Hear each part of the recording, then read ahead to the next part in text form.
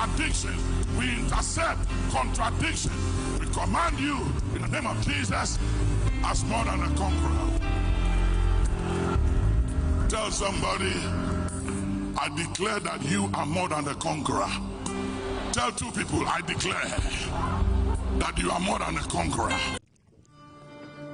Tanumo, onunchoni ha o dama, chiechele wekun. When yanuchumo, osoli mojiake, ubawo nani, ubaya, ubaba shushu. Amen.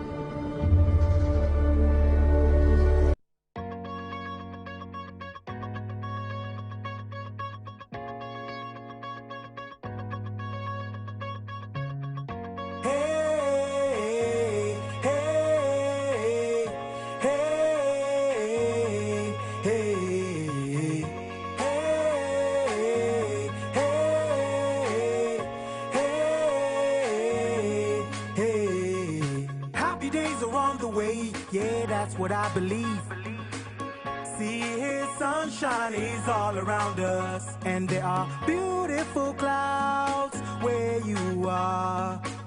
That's how I know that these worries will not last.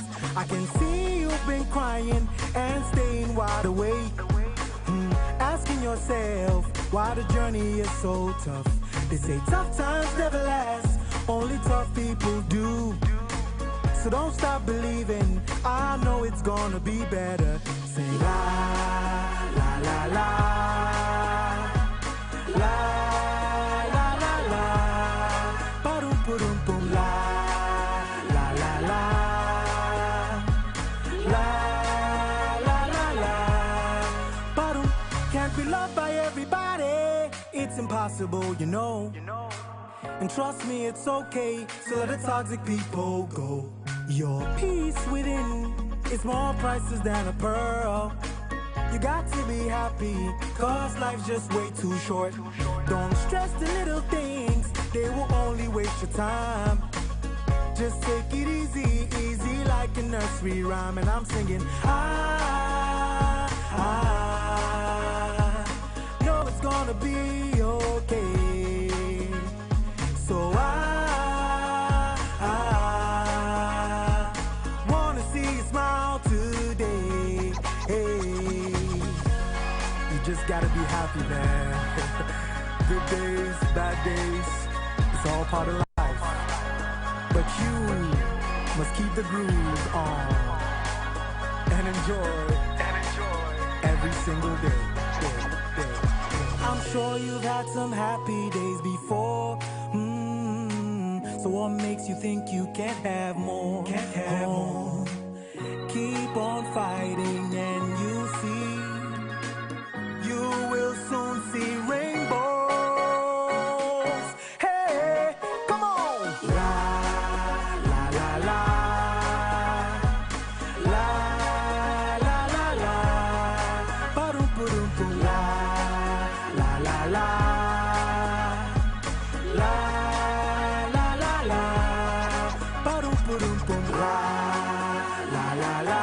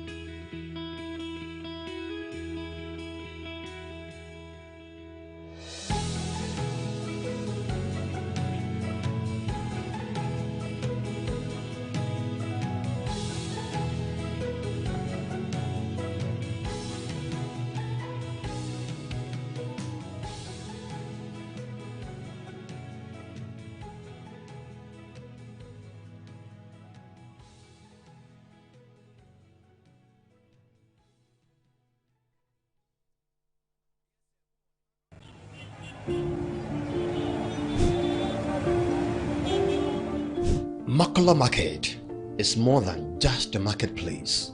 It is one of the busiest commercial centers in Ghana and a vital part of the country's economic life.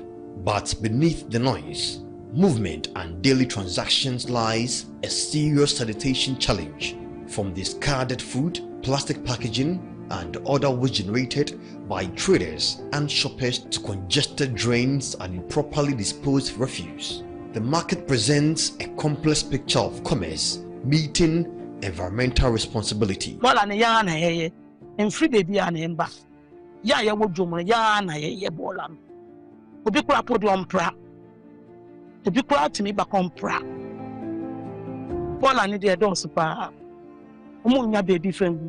The plus no but jiska no oba jiska no wasisa oni baby odi kogu obu on kokon se bon vango o da kontu baby basa.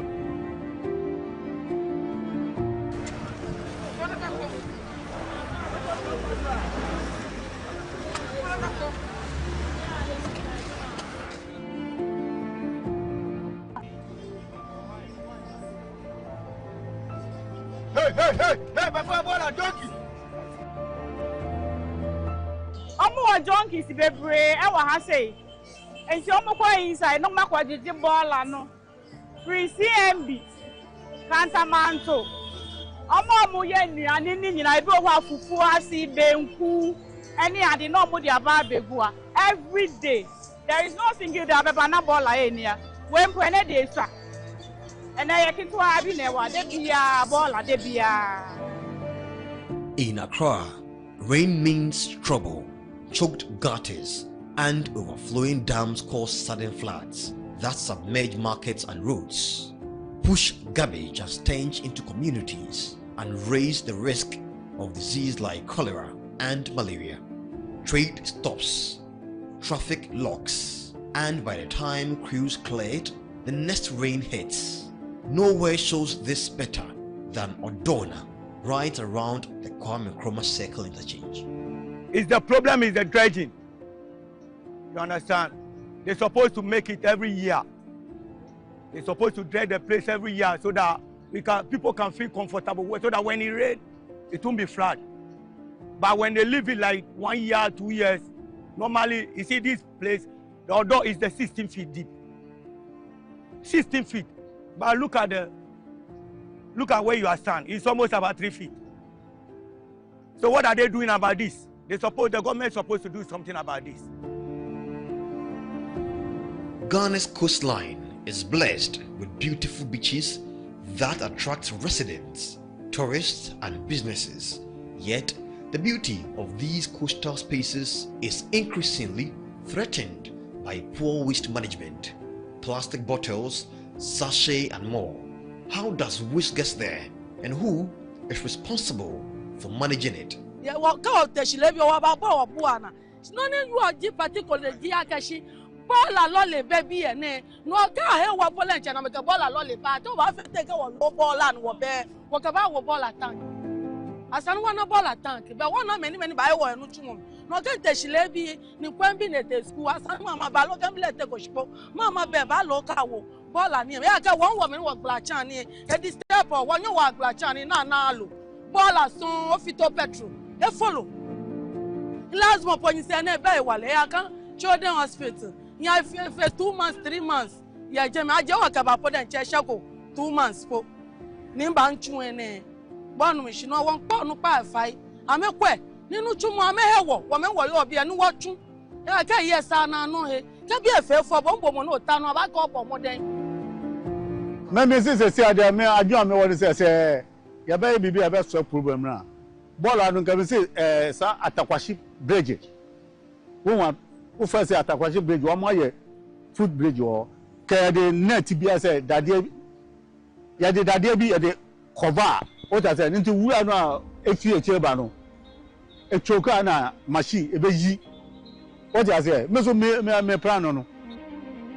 The printing industry plays an important role in business, education, advertising, publishing, and everyday life. But with printing comes paper of cards, packaging materials, ink containers, and other forms of industrial waste.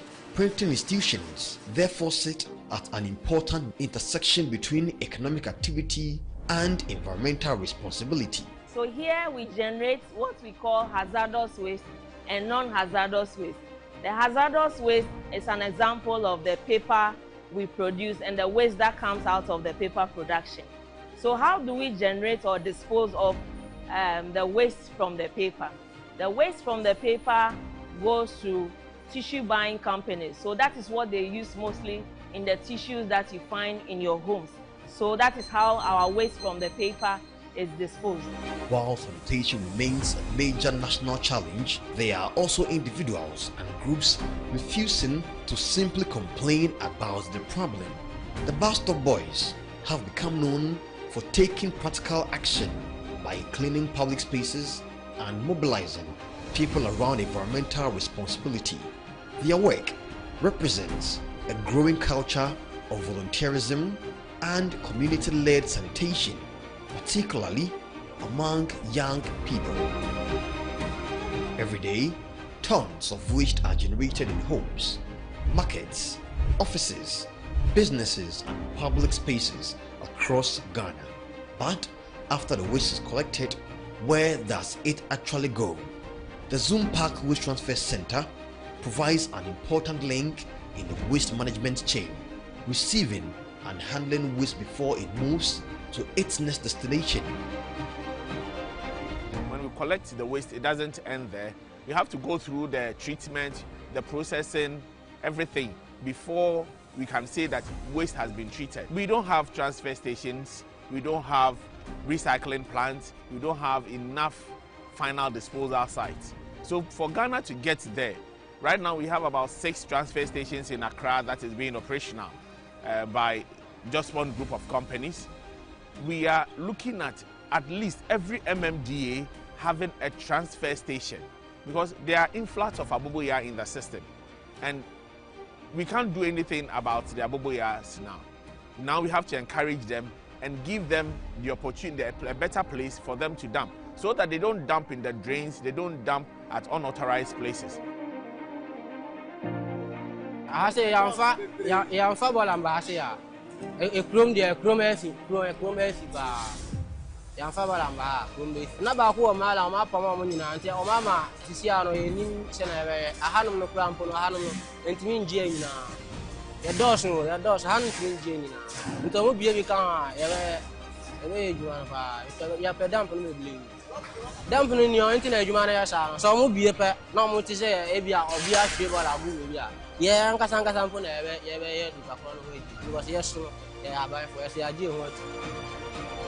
from the crowded lanes of Makola Market to the shores of Ghana's beaches, from waste transfer centers to printing houses and volunteer-led cleanup activities, one message is clear: Ghana's sanitation challenge cannot be blamed on one group alone.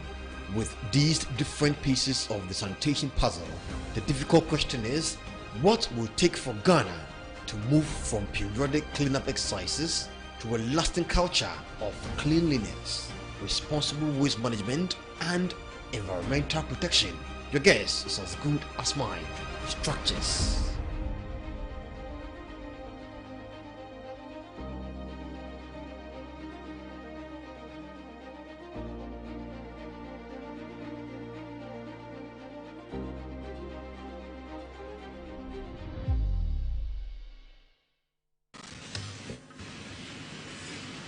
Every morning before Ghana goes to work, our streets tell a story about us.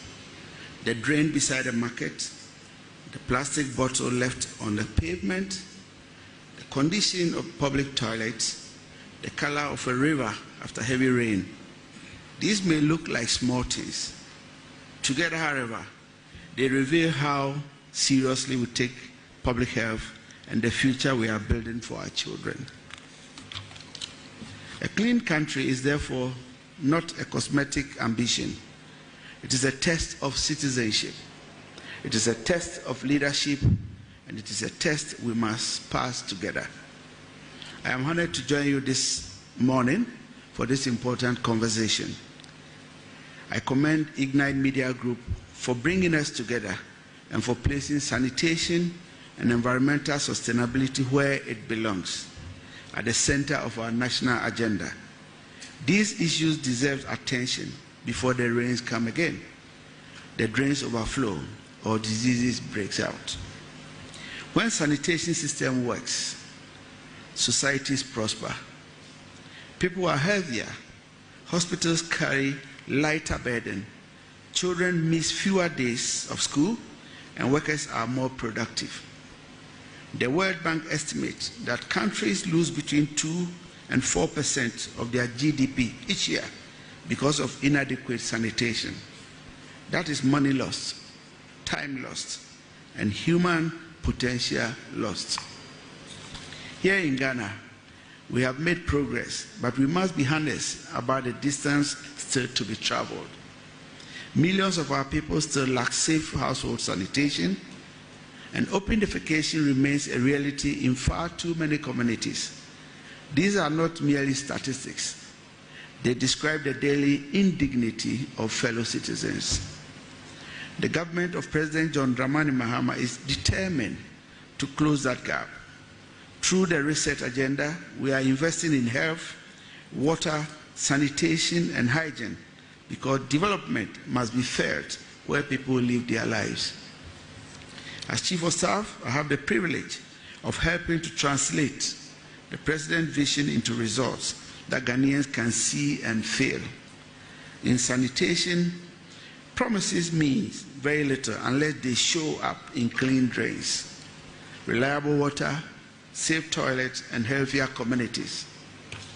The 2026 budget allocated more resources to the Ministry of Health and provided targeted resources for water infrastructure.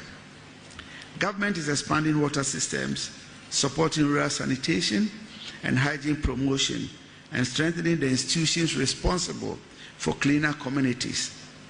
We have also reintroduced the National Sanitation Day, observed on the first Saturday of every month across all 16 regions and 261 districts as part of the broader Clean Up Ghana agenda.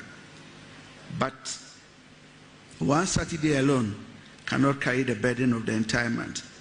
Its objective is just to constantly remind us that we need to keep our environment clean. The cleanliness must become a daily habit, something we must all pay attention to. Metropolitan Municipal and District Assemblies are being held to a higher standard. The Cleanest City Award will encourage healthy competition amongst assemblies, while the performance framework for MMDCs will include clear sanitation indicators. What we measure, we can manage, and what we assign, we must hold people accountable for. Our environmental work goes beyond the streets. The Blue Water Guards are helping to protect water bodies and confront illegal mining. The Tree for Life initiative is restoring degraded landscape while creating opportunities for young people. Clean cities, healthy rivers, and restored forests belong to the same national mission. That mission also requires enforcement. We have laws and bylaws. They must become visible in the way we live. Indiscriminate dumping cannot be tolerated. Houses should not be built without proper toilet facilities.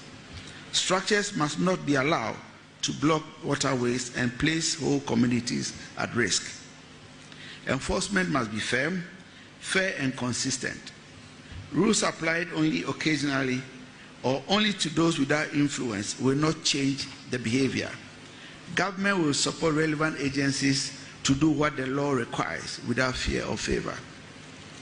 But there is a third part of this responsibility, and that is all of us, the citizens. Let me make it personal. If I, Julius Debra, were filmed dropping an empty bottle on the street, I know exactly what will follow. The headlines will be loud. Social media will be even louder, and rightly so. The office I occupy places a high burden on example, but I think a lot depends on we as individuals. Yet the deeper reason I should not litter is that I'm a Ghanaian, not necessarily because of the position I occupy, but the fact that I'm a Ghanaian and my inactions or misbehavior may affect others. If I litter on the street, choke the gutters, and it rains, and your house gets flooded, I am equally responsible for doing that. Before our titles, offices, and degrees, we are Ghanaians first and foremost.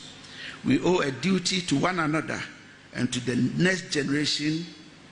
We must ensure, because diseases does not ask for title before it enters a home. Floodwater does not distinguish between the powerful and the powerless. Cleanliness must therefore be everyone's responsibility. A few years back, when I used to be the Minister for Local Government, I remember we were trying to introduce awareness about public sanitation. A very well-educated person went on radio and said, "Why must I pay taxes and be responsible for cleanliness?" And people misunderstood us at the time. The issue is not necessarily about you, the individual. Government will provide the garbage cans, they will provide the contractors to tidy up our environment. But if we decide to continue littering indiscriminately, the effort of government may not yield the results that we are all looking for. So I think, Ignite, I will encourage you that going forward, government must be held responsible, but we should inculcate in the citizens the responsibility of first and foremost being aware that we should not be the cause of the littering that will lead to the flooding.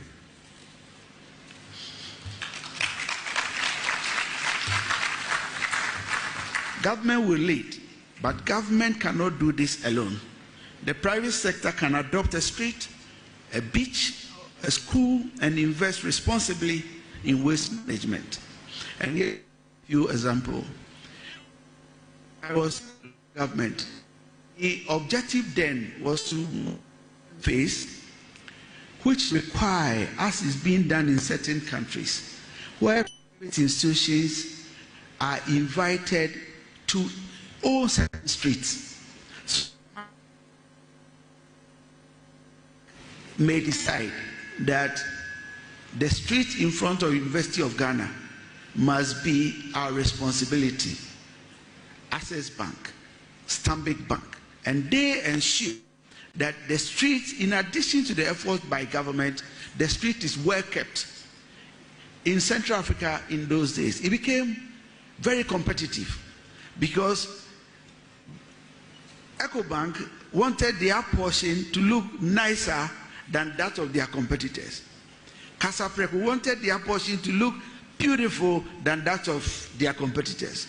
And so I will also appeal to you, let us make the appeal and see how beautiful it could be. You could even be an individual. Per matter of discussion, Mr. Kojo Brown decides that the runabout around Independent Avenue, I want to take that responsibility and help government to be acknowledged that the place is properly kept clean. Let's try and see if we can shift to the next gear. The media must make cleanliness a prime-time conversation. Normally we spend a lot of time talking about the gossips, the politics, and all. And time when people are listening, we spend time on those things. I think we should find another way to see the reality is that if we don't keep our environment clean, all of us will be dead, and make it a prime discussion.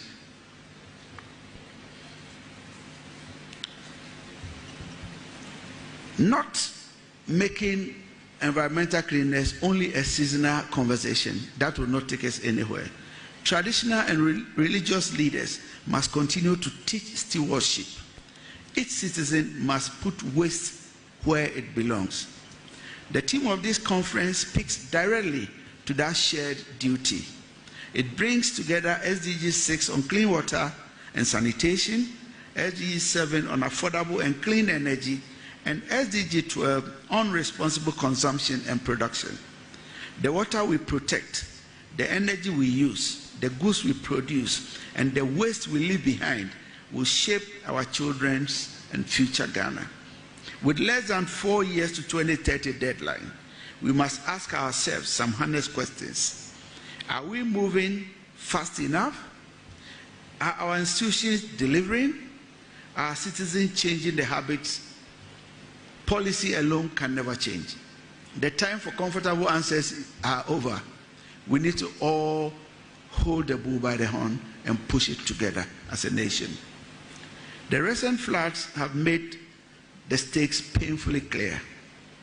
Once again, I extend my heartfelt sympathy to every family that lost a loved one, a home, a livelihood, or property. Government has responded with a nationwide cleanup and post-recovery effort. The flood mitigation task force is dredging drains and removing structures that obstruct waterways. Some decisions are difficult, but leadership sometimes requires us to choose the safety of the many over the convenience of few. We will act humanely, follow due process, and remain firm in protecting lives and building a resilient city. Our producers and manufacturers also have a duty. Production cannot become pollution. Businesses must improve technology, reduce waste, recycle more, and take responsibility for what they put onto the market. Responsible production is good citizenship and good business. Ladies and gentlemen, a clean Ghana is not a luxury. It is the air we breathe, the water we drink, the food we eat, and the dignity with which we live. Let this conference end with more than a communique. Let it produce clear commitments, named responsibilities, and measurable results. Tomorrow morning, our streets will again tell a story about us. Let them begin to tell a different story of institutions that enforce the rules, businesses that produce responsibly, and citizens who understand that patriotism can begin with something as simple as where we place an empty bottle. I was born and raised in Krefeld on the River Rhine, right next to the Ruhr region along the industrial heart of Germany. When I was a child, I dreamed of swimming in that great river flowing right in front of me. But the Rhine was heavily polluted. We were told not to swim in it.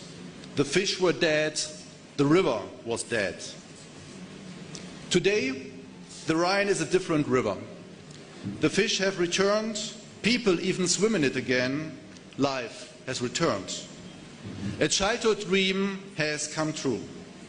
And the River Rhine is not alone. We see encouraging signs of recovery all over the world. In the Yangtze in China, along parts of the Ganges in India, different rivers, different countries, different challenges.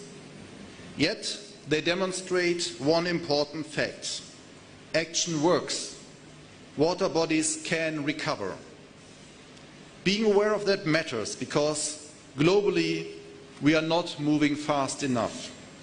In 2015, the world made a promise through the SDGs. By 2030, everyone should have access to safe water and sanitation, for instance, not as a privilege, as a human right. We are now less than 4 years away from that deadline, and the world is not on track to achieve SDG 6, 7 and 11, and unfortunately not even close. So the question is no longer what we want to achieve someday. The question is what we are prepared to do today. And that is why this conference matters so much. Here in Ghana, water bodies remain under enormous pressure from waste and plastic pollution and of course from the devastating effects of Galamsey. But environmental decline is not inevitable. And Ghana is taking action. Chief of Staff, Honourable Dr. Julius Debra, let me take this opportunity to commend the government of Ghana for its renewed efforts to protect the country's water bodies and improve sanitation.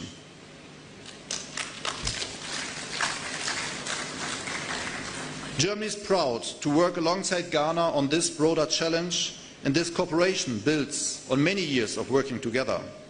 Take e-waste here in Accra. German cooperation through GIZ has worked with Ghanaian partners on safer recycling and better e-waste management. At Old Fadama, around the Korle Lagoon, and with government institutions including the EPA, and with people and businesses whose livelihoods are part of the recycling economy. This cooperation continues to evolve. In just a few days, the German embassy, together with the EPA, will launch a new environmental diplomacy project focusing on plastic pollution. We want to provide a platform for government, businesses and communities to exchange ideas, to raise awareness, and most importantly, to identify practical solutions together.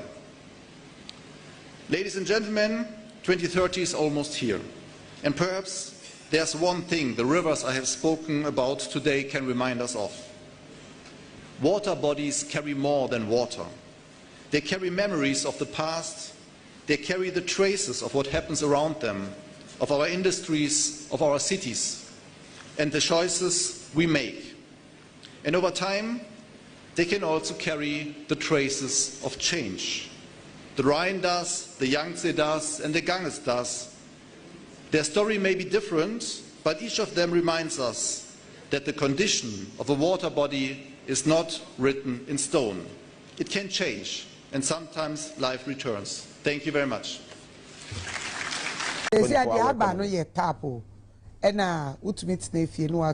your chronometer. Uraba will be under the ECG through PDS. Opa, wow, we hear me be our WhatsApp meter, Nibino. Yantonchia, we hear United Showbiz, we are. Or the Anian is to say, we are. Dundumunyame used to Kenya and I will fear TV, fridge, Dundumibia, Nako Mitano, but we are ready. Chronongua. Into Momo, the oh no, I'm trying to tell. And I said, Yawa Bermuda. Yeah, the situation in terms of light bill was not like this. He said, yeah, time crowd, and our app will be no Makofaban. Who used to be? Me. Once you are using the app, you are financing Bawumia's campaign. Because that app. Who use old meter? Me, I don't use the app to buy power. And to call office. Yes, because ECG Jumaya for IT for Ankasa create app. You bet me use app on our phones, in our palms, the aton Kenya. But when I buy also on Pedia, Ghana for my phone, on one of the company by a friend Haptel, or more form of app. As I make it be A plus in one. Or Makofa or more app aba. Yet 147 million cities. Titisicano 1. Yes. 1.4 trillion. I said you. Yes. 147 million. I can show you the reports. I can pull them out for you. ASAP has even issued a statement on it. Okay. PURC has it. 147 million cities for an app. Now, Auto Kenya be almost 1% near it. Now, of course, our company no. Auto Kenya be app it was supposed to improve revenue collections. I feel that ECG for Boca. Today, their technical and commercial losses do 32% in the app. And auto lighter, Utia light bill, no, but we mean Utia Sikana because the 1% goes there. So I'm telling you, you do your checks. Ask which office in government introduced Haptel to ECG and supervise that deal. You check. Maybe at the bottom line, you know, say. 24-hour economy market. I didn't think I said market, nobody market. Minia Maka ne babia say Niasi na nyasi awie de ba me condemn enye nya no completely out of place. Na me ba ya me nam no obi akra fi say me na me ebubu market no. Ba me so me ka kire say mama encha na nka menim say market no kra ya bubu agu a ebia wonyi ni because I represent the people. Inti ombe fi say bibia ntumi nto omo wo mra mi nim ho he ba no kra na me ka kire no say omo bubu market no ansa na me hu because asase nya na ye kom na nanom ho mbe man asase the only thing na me nim ne say ye si no wajansu ekwan no so na nsu yiri ne ba ye no e be fa ho no na ehun say ye ya enye yie me propose my two ho assembly was aseda ho just after the industrial site. Inti me na me nim say ho na yɛde bɛyɛ 24-hour market no mekɔ bench ekoti a da sɔre a yabubu dwane nyinaa gu nti me condemn amwa yenkum dwafoɔ eni dwa hwɛ abayefoɔ no kora yɛ ɔmo gyegya kwan ho tɔ adeɛ wɔ nkran no yɛ pamo ɔmo a wonim da outcry mompɛ baabi ma ɔmo ɔmo kora ɔmo ni apata nya hwɛ ɔmo gyegya kwan ho no yɛpɛ baabi ma ɔmo ansa na yɛpamo ɔmo how much more so ɔmo a ɛwɔ apatam deda assembly no ɛna asi aban sika taxpayers money ne yɛde asi dwa ne yɛbɛbubu agu wɔ mmerɛ a yɛn relocate ɔmo a ɛwɔ mu dada no it's not acceptable yɛnyɛ no wɔ baabi a. Government is broke. The people are spending billions to go inside the government that is broke. Have you ever seen a minister who resigned because government is broke before? Government has no money. Have you ever seen a governor who said, ladies and gentlemen, when I was elected, I thought the government had money. Now I discover government has no money, I resign. Have you ever seen it? Government has no money, but they are bringing money out at election time. Where is that money coming from? So they are lying. What is happening is that there are two types of wicked people in government. Type 1, they eat current money. Any money they find in government, they will eat it. They are wicked about that one. There is type 2. Type 2, they eat current money and future money. They will say, my term will end next year. When I leave, how will I eat money? Let me borrow money now and borrow money of the future and eat it now.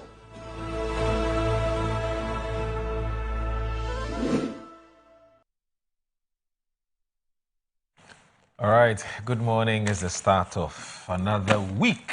Let me say a very good morning to you once again. I want to thank you very much for joining the show. This is Good Morning Ghana on Metro Television. My name is Awudu Moro. It is always a pleasure to come here. It's a beautiful Monday morning. It's actually the start of the week. Let's hope this week gets better. But I also want to say a big thanks to the Almighty God for making it possible for us to return here to join the nation's conversation on the big issues that are making the rounds in our dear country. But more importantly, the issues that matter to you and I. It's all about nation building, isn't it? We also want to say big thanks to you for tuning in every day from Monday to Friday from 7 a.m. to 9:55.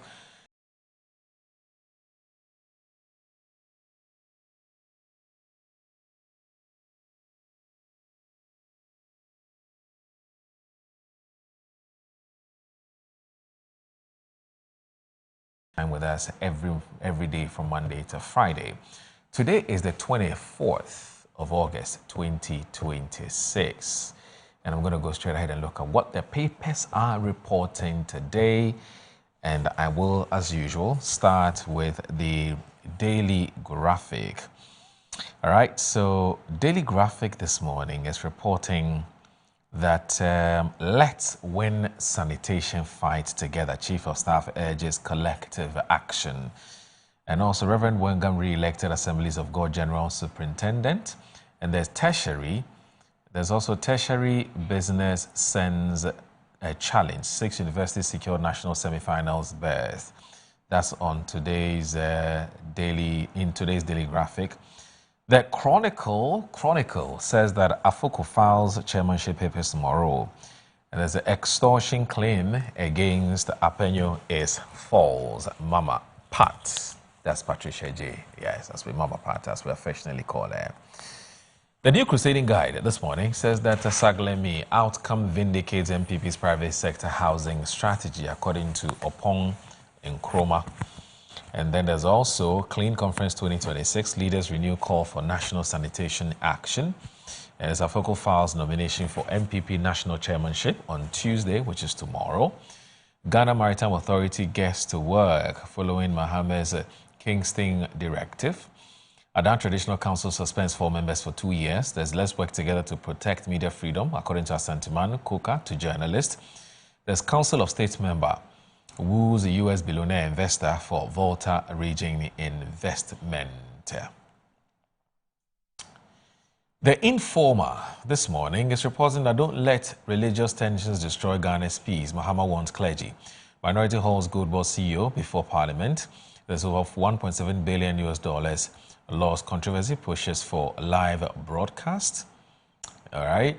And as Goldboard's losses must capture 2 billion cedis tax revenue policy center. Bamia unites MPP for 2028 victory. And as Interior Minister gets tough, bans lovey police TikTok videos and on-duty social media content. Mahama saves Adamos Resources, gives company amnesty to operate under new arrangement. 22 billion loss. Apenyo Marking fires back at Goldboard. Ghanaians asked for figures and got insults. And then there's also the Daily Statesman. The Daily Statesman this morning says that Sagalemi progress proves MPP got private sector model right. And there's also personal attacks won't distract us. Minority insist on parliamentary probe into Goldboard losses. Afoko to file nomination for MPP chairmanship tomorrow. And as Galamsey destroys over 100 acres of farmland. The Ghanaian Times. It says nation attracts $2.62 billion FDI in 2025. Manufacturing leads investment drive.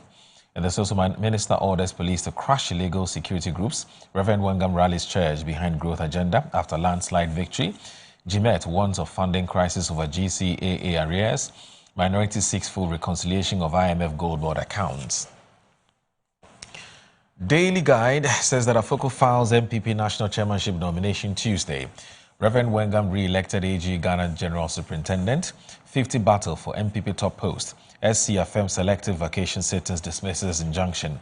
Mahama rescues Adamos Resources. That's with the Daily Guide for today.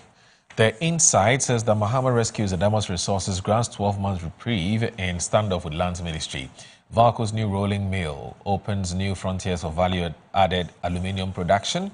And there's concerns mount over demolition of Ayalolo Kimbu terminal for stalls. Mahama calls for 5 permanent UN Security Council seats for Africa. And as Africa must take ownership of its future, of all its future, according to Ama Pratt. Osu Oblantai Manye supports a cross-rem initiative to provide educational needs for needy children. Okay. Hello, Blantai. Okay. The Herald this morning says appeals call the judges' inheritance fraud accusation against Samuel Kudjeto and others are very serious. 61 boxes of tramadol go missing at Kanishi police station. Ghana targets global capital with 12 sector investment campaign. Mahama to feature in GEPA videos. Ghana's debt service burden drops from over 50% to below 20%, according to Ato Forcing. Apinto chiefs and Ken Ashigbe disagree over Takwe's gold ownership. The Inquisitor says that compensation for road construction Abuja won South AS. And as AU chairmanship, Mahama receives 5 reports ahead of 2027 tenure. Apenyo Marking threatens legal action against extortionist allegation. TCDA boss Ashanti Minister confer. The Daily Searchlight says that Apenyo Marking threatens to sue Sami Jenfi over alleged defamatory statements and personal attacks. Won't win picks MPP national chairman nomination forms despite 20-year prison sentence. Don't be silent. DOFSO calls on youth to report rape and assault cases. Wildlife guard shot dead during patrol at Kakum Forest Reserve. The Ghanaian publisher, I am unfazed by the attacks. Apenyo Marking to critics. Adamos U-turn, government flip-flop questioned. MPP elections, Ejako Miracles 48 others speak forms. Sanitation crisis, Chief of Staff calls for attitude change. I totally agree with the Chief of Staff.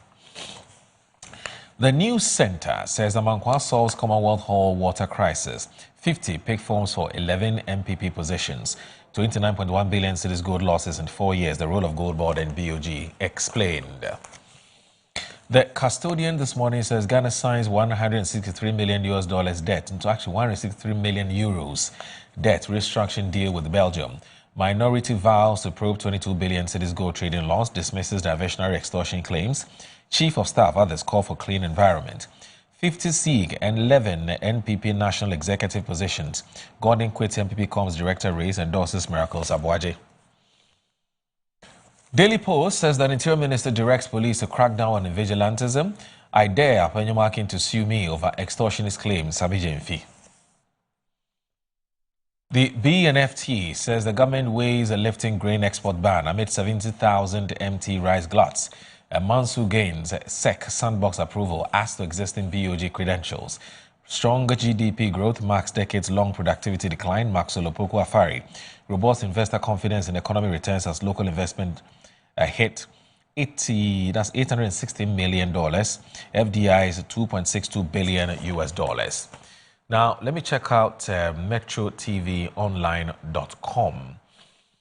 Gianni Infantino asked to stay away from youth tournament amid anger at FIFA World Cup sell-off plan. And there's a Focal Files nomination for MPP National Chairmanship on Tuesday. There's MPP Vet National Officer nominees from August 31. And then there's also Infantino must remember he is European according to Seferin. Mourinho urges Vinicius Jr. to control emotions. All right. So what are the quote cards saying? What are the quote cards saying? What are the quote cards saying? That's up next. All right. So cleanliness to next to godliness. Cleanliness is actually next to godliness. It is important to keep our homes and ourselves clean, according to Ghana's Chief of Staff. Oh, that's according to Medical. He's an Afro, he's a hip life musician, isn't it? Or he's an Afrobeat musician. That's what I should be saying. All right. So the church must make environmental stewardship part of its message. It's also right there. And the sports sanitation could hurt Ghana's tourism prospects, Chief Imam spokesperson warns. And then there's also shameful for a public office holder like Sami Jenfi to address Ghana's minority leader in such intemperate and unprintable language. This is how low the NDC has sunk public discourse. That's according to one Judge Krobi Asante. And there's also fallout from the Clean Conference. 2030 is not far. The question is, what are we prepared to do? That's according to the German ambassador to Ghana. All right, so that's what the quote cards are saying today. All right, so stay with us. This is Good Morning Ghana on the Metro Television. Before I introduce my guest, we have a quick interview we want to do on the back of the allegations that have been made against the minority leader. That's the Alexander Apenyo-Markin. We're speaking to somebody who knows the internal workings of Parliament and how Parliament should be dealing with this. Please stay with us. Tanumo onunchoni ha odangma chiechele wekun wanyanu chumo osole mojiake ubawo nani Aya, Baba Shushu. Amen.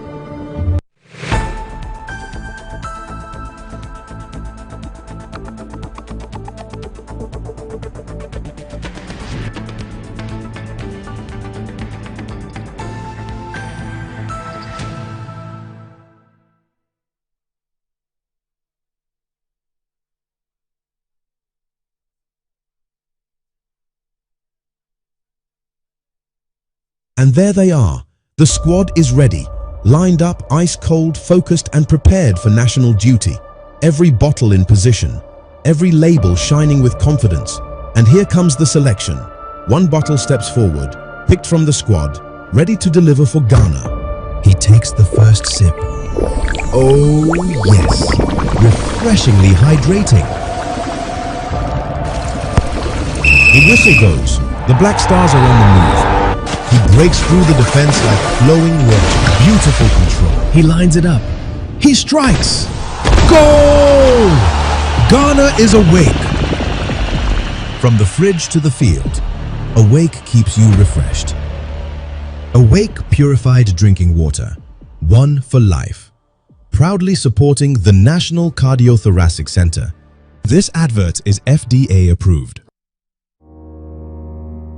Finding my dream apartment in just 2 days was a breeze with 7terragh.com. Looking for your next home, the perfect piece of land, or the best commercial property for your business? Are you worried about sending money home for property and finding nothing when you return? Well, worry no more. 7terragh.com is just a platform to find prime lands, perfect properties, or vibrant real estate development at the click of a button. 7terragh.com is your go-to property listing platform that allows you to register, list, rent, buy or sell, and connect with correct agents. With our AI-powered smart search, personalized dashboards, verified agent connection, and interactive property maps, all your property needs have been made easier. Check us out on 7terragh.com or contact us on 0302 998 246 or 0561 032 252. 7terragh.com, powered by MNC Properties. Mommy, good morning. Good morning, my son. How are you? I'm fine, thank you, Mom. How about you? I'm fine. Joe, I just saw your mom doing her usual morning routine. Like, it was just 2 weeks she underwent a major colon surgery. Bro, see, my mom is doing perfectly fine, and we're all excited about it. It was minimally invasive surgery, and the recovery has been very fast. Minimally? Hey! No, wait. What do you mean by that? So they offered my mom a laparoscopic colon surgery. Laparoscopic colon surgery, which we accepted. It turned out it was equally safe with a very fast recovery time, and the cost involved too was very, very reasonable. She was discharged 3 days after the surgery, and you can see her, she's on her feet again. 3 days? Just 3 days, bro. Mean Tuber Hospital, first Ghana colorectal center, aimed to serve a peculiar health need. In my line of work, a confident smile is everything. Kel Charcoal Toothpaste keeps me on top of my game and ensures my smile is always radiant and bright. With the tiring nature of my job, we spend several hours under the scorching sun. To keep our teeth white and our breath fresh all the time, we use none other than Kel Charcoal Toothpaste. Kel Charcoal Toothpaste. You're on a Kessie and in a kit one. Samayo Kendini, a who be here, Semetra Sapapadia to a mammy manful. Kel Charcoal's natural ingredients, and a bomb is so buying, a man is swing, Nesanso Mama Hoto so a will beg you. Kel Charcoal Toothpaste. Choose Kel Charcoal Toothpaste for anti-cavity, whiter teeth, and fresher breath all day. Available in 80 gram and 150 gram. Grab yours today. Kel, happy smile. This advert is FDA approved.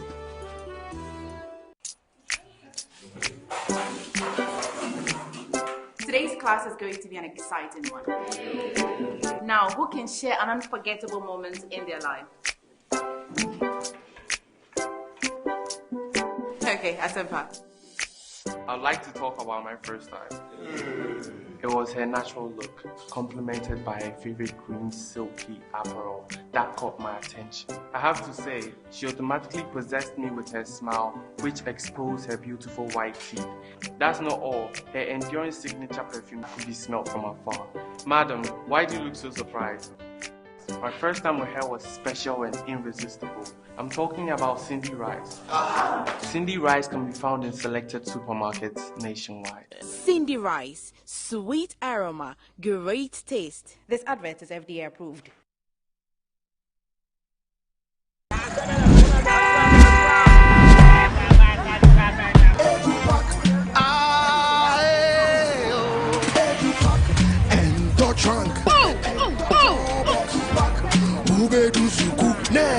This is the old way.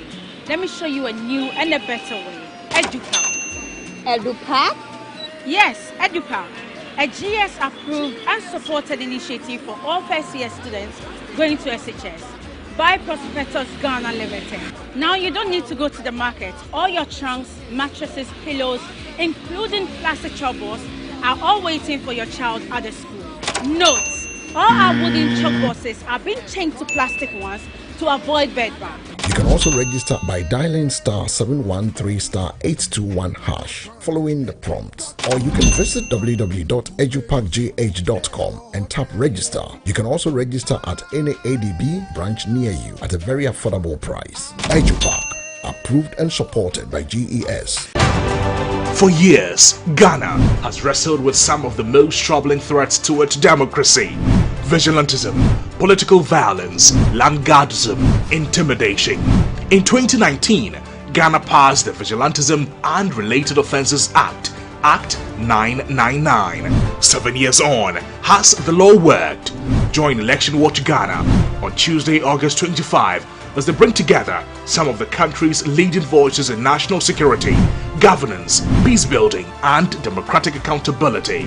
Make a date with Honorable Totobi Kwachi, Professor George Mayere Bob Miller, Honorable Francis Poku, Colonel Festus Abuaja Retired, Honorable Dr. Benjamin Boyong Kumbuo, Honorable Albert Kindapa, COP Emmanuel Tekujo, and Kwesi Yurenchi for a national policy seminar on vigilantism. Chairman of the occasion, Honorable Dr. Julius Deborah, Chief of Staff, Republic of Ghana. Guest Speaker, COP Abdul Osman Razak, National Security Coordinator. Special Guest of Honor, His Eminence Sheikh Osman Nuhu Sharabutu, National Chief Imam. What has Act 999 achieved? Where are the enforcement gaps? Join the conversation. National Policy Seminar on Vigilantism. Theme: Assessing the implementation of the Vigilantism and Related Offences Act 2019, Act 999, and its implications for national security and democratic governance. Date: Tuesday, August 25, 2026. Venue: Kofi Annan International Peacekeeping Training Center. Time: 10:30 a.m. to 2 o'clock p.m. Organized by Election Watch Ghana. 7 years on, has Ghana won the fight against vigilantism?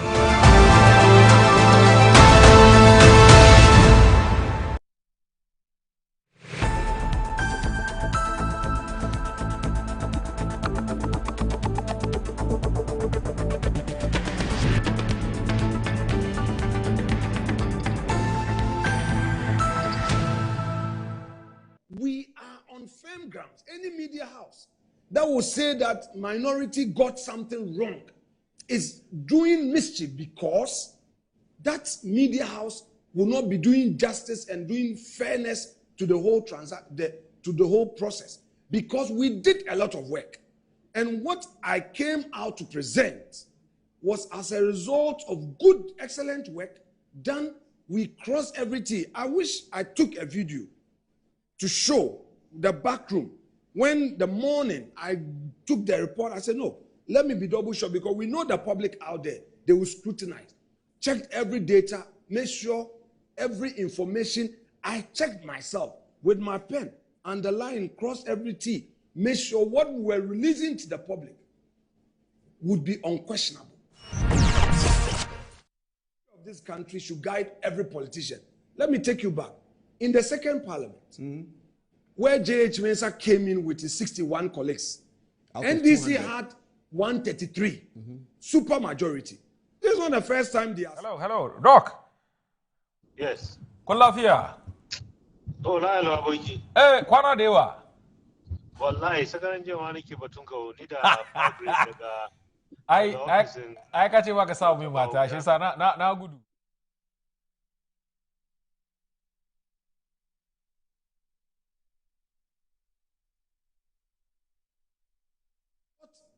Heavens have opened for us forever.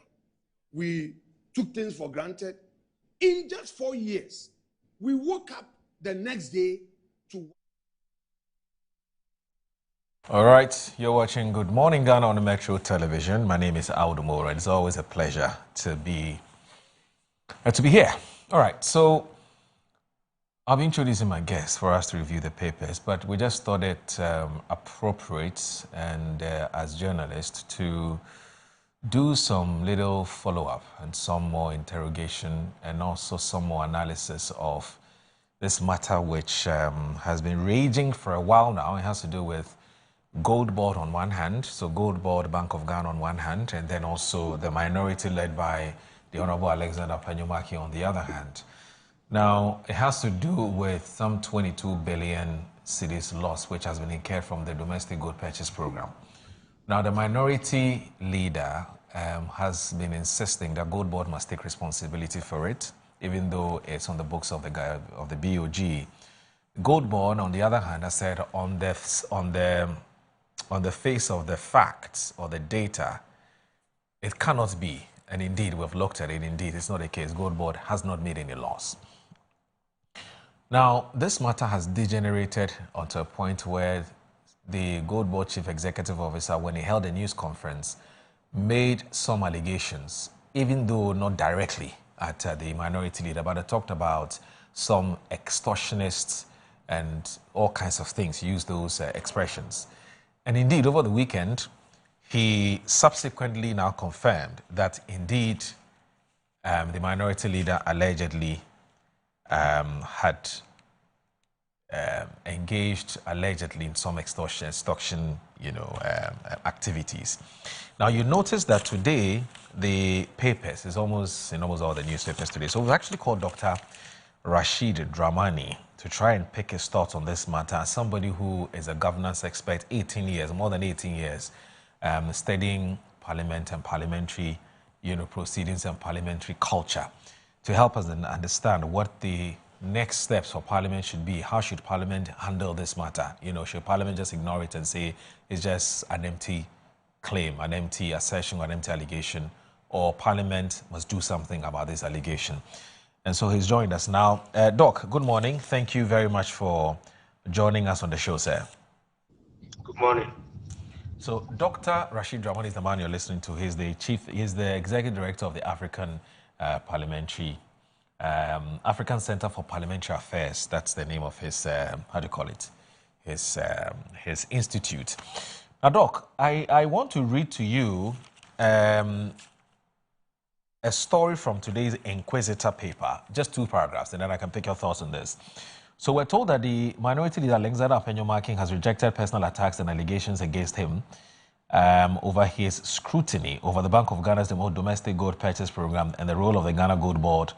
Appenyo-Markin said the attacks were aimed at diverting attention from questions surrounding the reported losses associated with the program. In a statement issued on August 23, 2026, he said, "These allegations are entirely false and I reject them without qualification." He explains that his actions were guided by Parliament's constructional oversight. Right? Now, the minority leader says that he remains focused. He will continue working with the Minority Caucus to initiate the necessary parliamentary processes for a full inquiry into the reported 22 billion loss arising from the trading done by Gold Board and reflected in the books of the Bank of Ghana. All right. Doc, once again, thank you very much for accepting to talk to us. Now, what do you make of this allegation? I mean, how seriously should Parliament take this allegation? Well, thank you very much for having me. I think this allegation is very, very serious because the office of the minority leader is a very, very important office in our democratic architecture. More so today with the type of parliament that we have. We have a supermajority parliament, and the business of holding government to account rests squarely on the shoulders of the minority. And the leader is, I think, the first in line in terms of making sure that our governance is straight, our governance is clean, and those who are entrusted with the responsibility of running our state do their work as per the mandate given to them by Parliament. Now, if you listen over the past week, is one person's word against the other. So already, I think many people are calling for, kind of bipartisan inquiry into this debt, whether the debt was incurred by the Gold Board or the Bank of Ghana. At the end of the day, I think it's robbing off all of us of the basic services that we have to enjoy as citizens of this country. Now you add to the mix this very serious allegation of extortion. I think, Parliament needs to take this very, very seriously. And, the way to go about it, apart from, I hear the Minority Caucus is meeting this morning to try and ascertain what exactly is the situation. I think beyond that, because like I said at the beginning, the office of the minority leader is not just an office for one caucus, the MPP caucus in Parliament. That is a key structure within our democratic architecture and within the structure of Parliament. And people should not get away with just making allegations against the leader, the person who holds this office. So we need the truth, so that at least at the end of the day, we will know whether the CEO of the Gold Board is speaking the truth or not. And then if the truth is ascertained, I think it shouldn't be swept under the carpet. Whoever is guilty, if the CEO of the what do you call it, the Gold Board, is saying something that is not true. We have to find a way to deal with this. If the minority leader is guilty, then Parliament has to find a way of dealing with this, because we cannot have a situation where those who are entrusted with ensuring that we have clean governance are themselves accused. We can't take this lightly. But it doesn't appear that the minority leader totally agrees with you, because he has in an interview stated clearly that, in fact, if you read the statement that he issued after that allegation was made, after that statement was made by Sabi Jemfi, the Chief Executive Officer of Gold Board, on that platform, on that media platform, he issued a statement and essentially says that, look, it's a distraction. He will not be swayed. He will not be distracted. He's focused on making sure that he delivers his job as a minority leader. So whereas you say it's a very serious issue which you believe Parliament must look into, he is of an opinion that it's a distraction. And then he's actually gone ahead to say that it is actually false. It is not true. But what he's not told us is whether he intends to sue or he intends to take a legal action or not. What he said is that he is considering his options. What do you make of that? So that's why, because we need to make sure that our minority leader has the high moral standing to hold the government to account, and everything must be done to clear his name. So that's why I'm saying that there needs to be a bipartisan kind of inquiry into this, so that his name is cleared, or if the Gold Board CEO said something that is not true, he is also dealt with in terms of contempt of Parliament. Whatever it is, we need to establish the truth, so that a bipartisan kind of approach to this will clear the name of the minority leader and make sure that at least, first, his moral authority is reestablished to lead his caucus and lead the charge against government. Because you see, if this is left hanging, our society is already deeply divided. I can bet you, if you take the microphones to maybe 90% of NDC supporters, they will say this is true. If you take the microphone to 90% of NPP supporters, they will say this is false. So how do we establish the truth? One way or the other, somebody is not speaking the truth. And I think I would side more, because what I do is parliamentary work.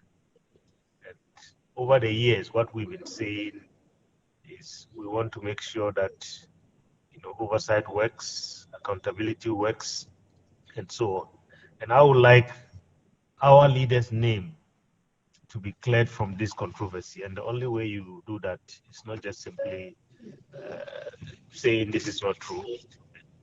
I think it's in the interest of all of us to ensure that at least we have a parliament that we can trust, we have a minority that we can trust, and the only way this can be done is to make sure that this matter is looked into, so that in future, when a minority begins asking questions of those who are entrusted with the responsibility of running our state, people don't run around and start making allegations. Tomorrow it could be NDC that is in opposition, and they start asking serious questions, and then somebody will get up and make another allegation.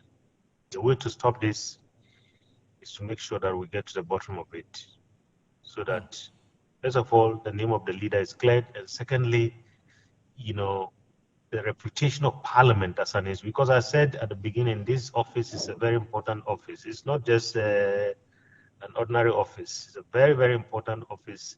In fact, if there is one important office currently in our democratic architecture in terms of oversight and accountability, it is that office. That is why it's important that we get to the bottom of it, so that the name of the leader is cleared, if indeed there was no extortion, and then at least the rest of the matters can be dealt with. Is this the kind of allegation that must be probed by the Standards and Ethics Committee of Parliament, or would you suggest that a special ad hoc committee, which is bipartisan, left and right, come together and investigate? How should Parliament initiate processes towards getting to the bottom of this? Because you said it is also in the minority leader's interest that we get to the bottom of this matter. How does Parliament proceed with this?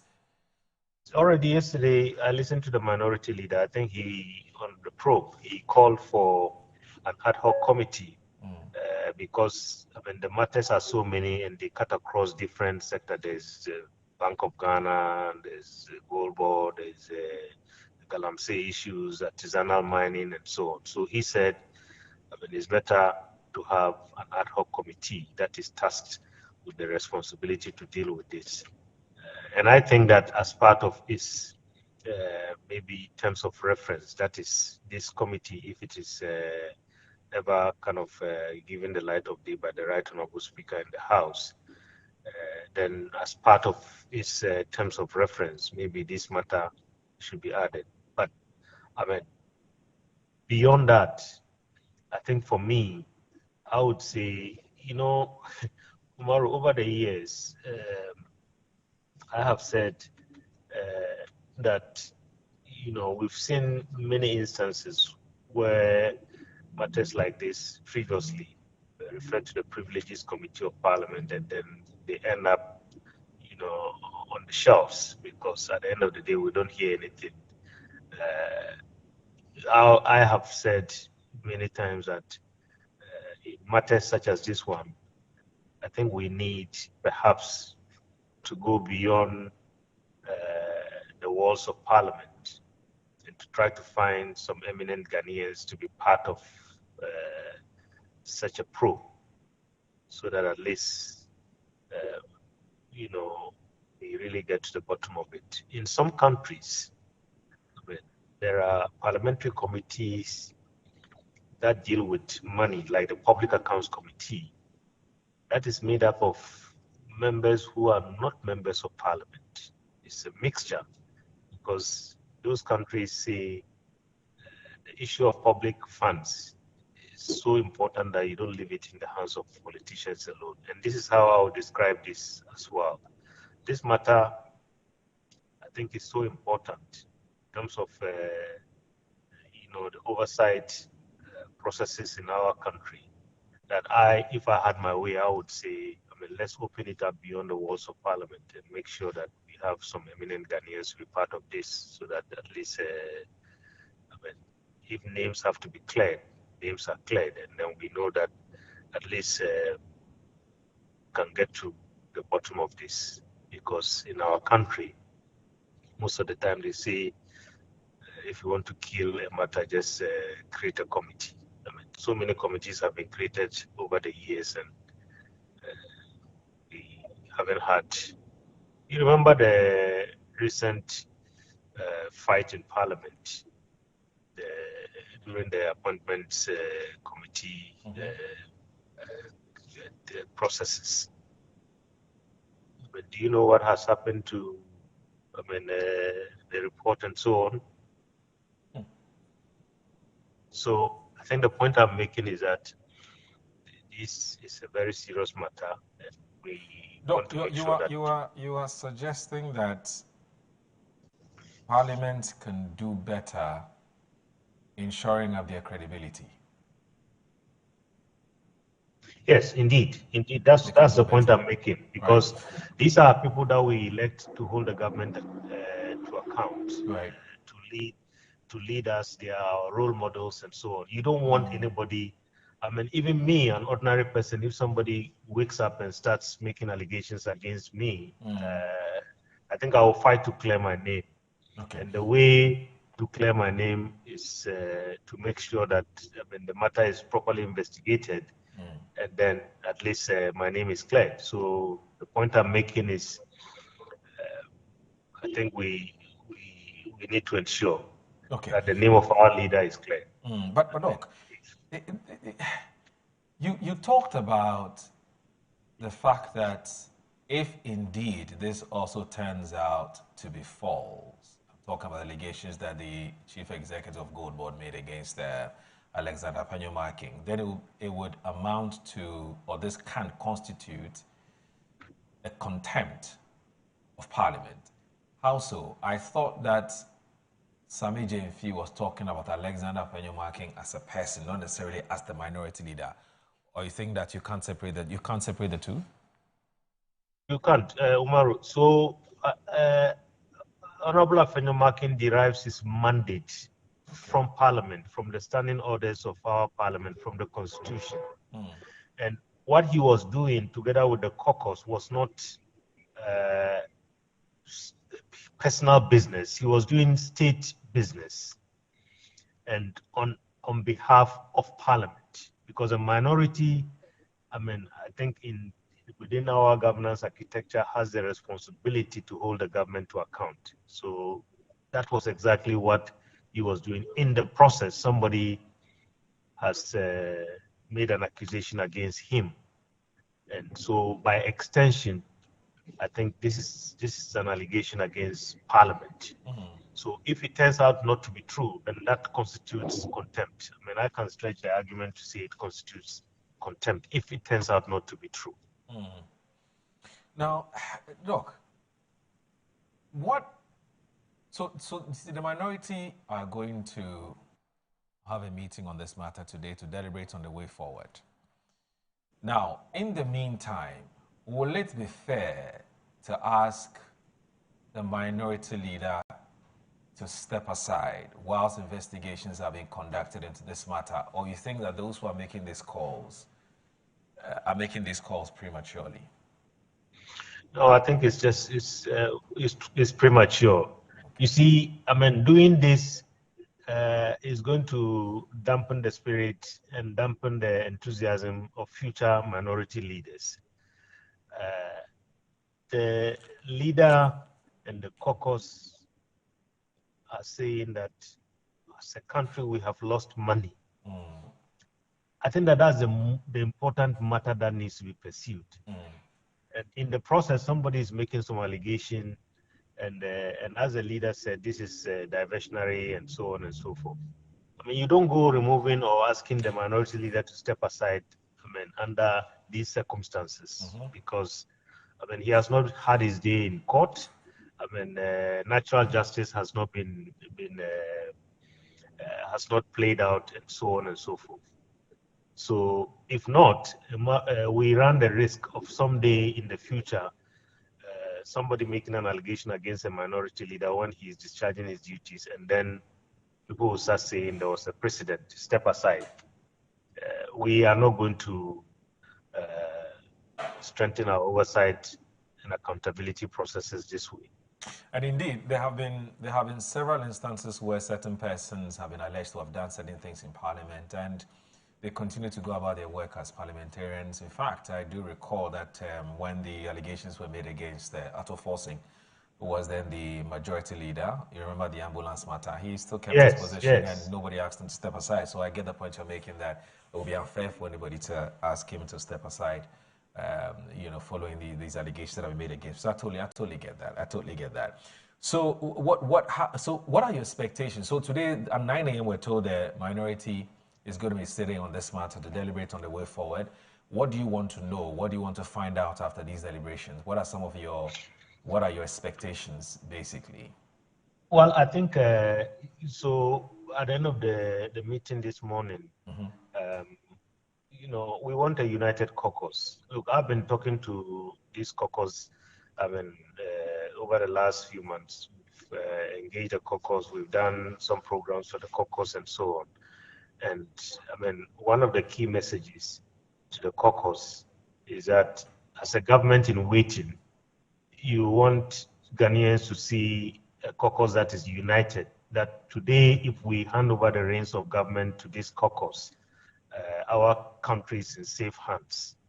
So I would, hopefully want to see at the end of this conversation, a caucus coming out, hopefully united and putting out a very strong statement of, unity, of making sure that the focus that they have of ensuring that whoever is culpable in terms of making our country lose huge amounts of money, that person or persons or organizations are brought to book.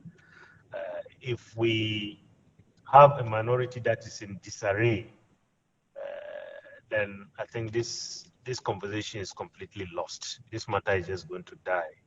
It will die today.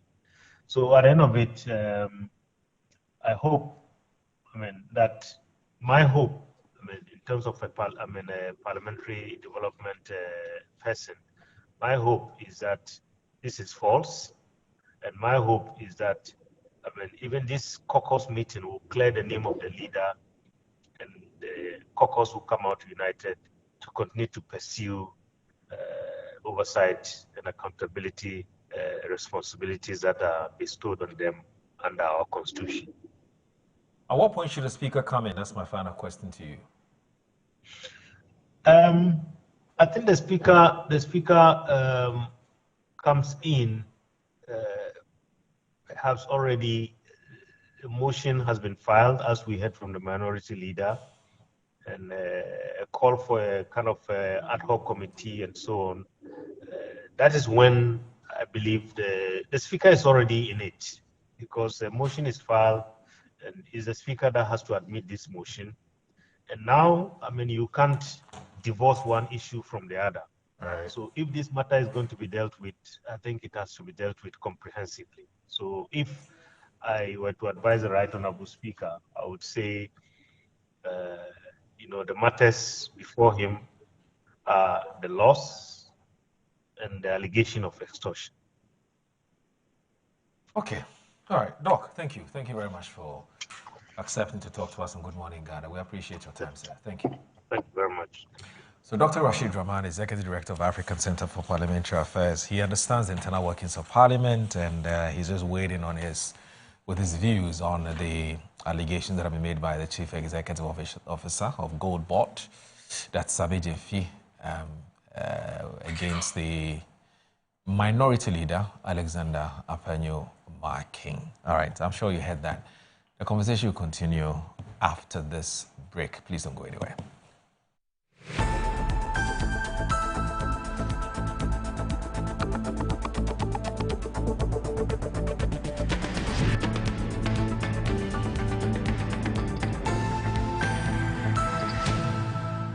And there they are. The squad is ready, lined up, ice cold, focused and prepared for national duty. Every bottle in position, every label shining with confidence. And here comes the selection. One bottle steps forward, picked from the squad, ready to deliver for Ghana. He takes the first sip. Oh yes, refreshingly hydrating. The whistle goes. The Black Stars are on the move. He breaks through the defense like flowing water. Beautiful control. He lines it up. He strikes. Goal! Ghana is awake. From the fridge to the field, Awake keeps you refreshed. Awake purified drinking water. One for life. Proudly supporting the National Cardiothoracic Center. This advert is FDA approved.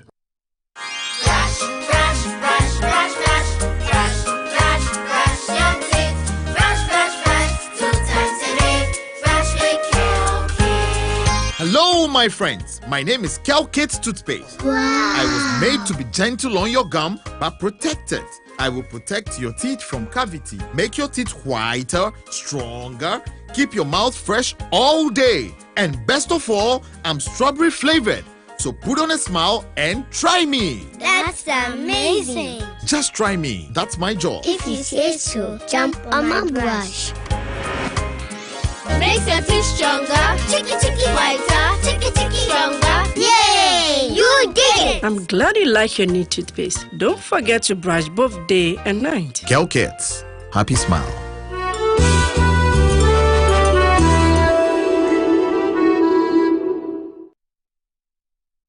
Yes, next. Hey, Nadia Benson. Me didn't tum. Monsieur Femi Calico, just call me cockroach. Now, Monsieur Femi once now. Hey, that's you. Improve car. Yeah. Captain was key to double the action.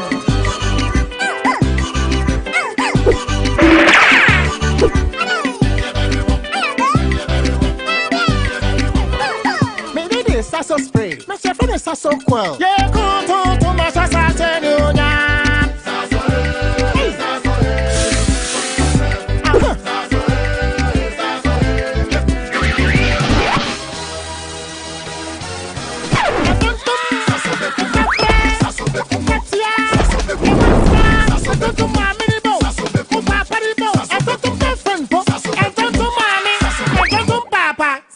Come tum preko.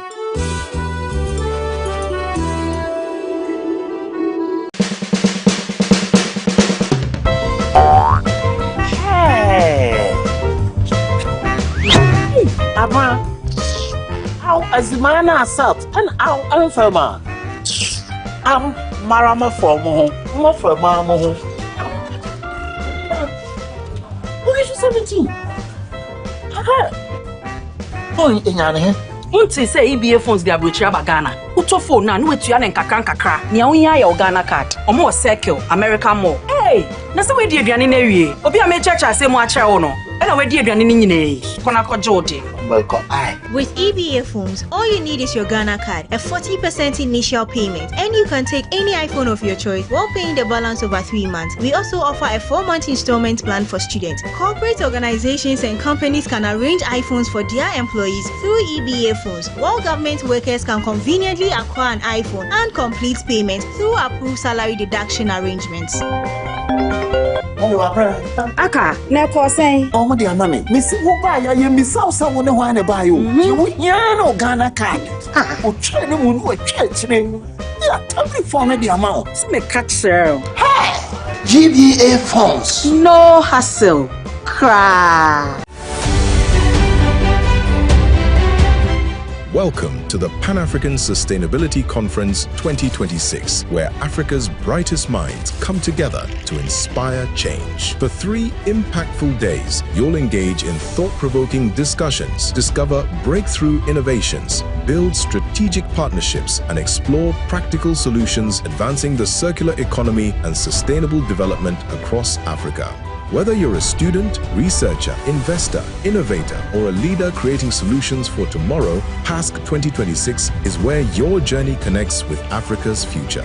Organizations and institutions are also invited to partner with or sponsor PASC 2026, showcasing their commitment to sustainability while connecting with influential leaders and decision makers. Don't just witness the future, help create it. Join us from 8th to 10th September 2026 at the La Palm Royal Beach Hotel in Accra, Ghana. Register, partner, or become a sponsor today at www.pascafrica.org. This conference is brought to you by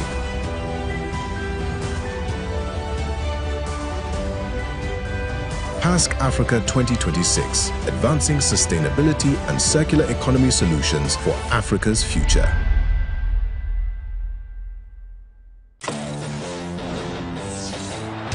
From the grandest stage, the badges change, but the passion remains. It's a special goal. Come at the hour, come at the man. This football is from the heavens. What a story this is. 10 months of drama lie ahead. The stage is set. The biggest stars from the world's biggest leagues on SuperSport. It's on GoTV.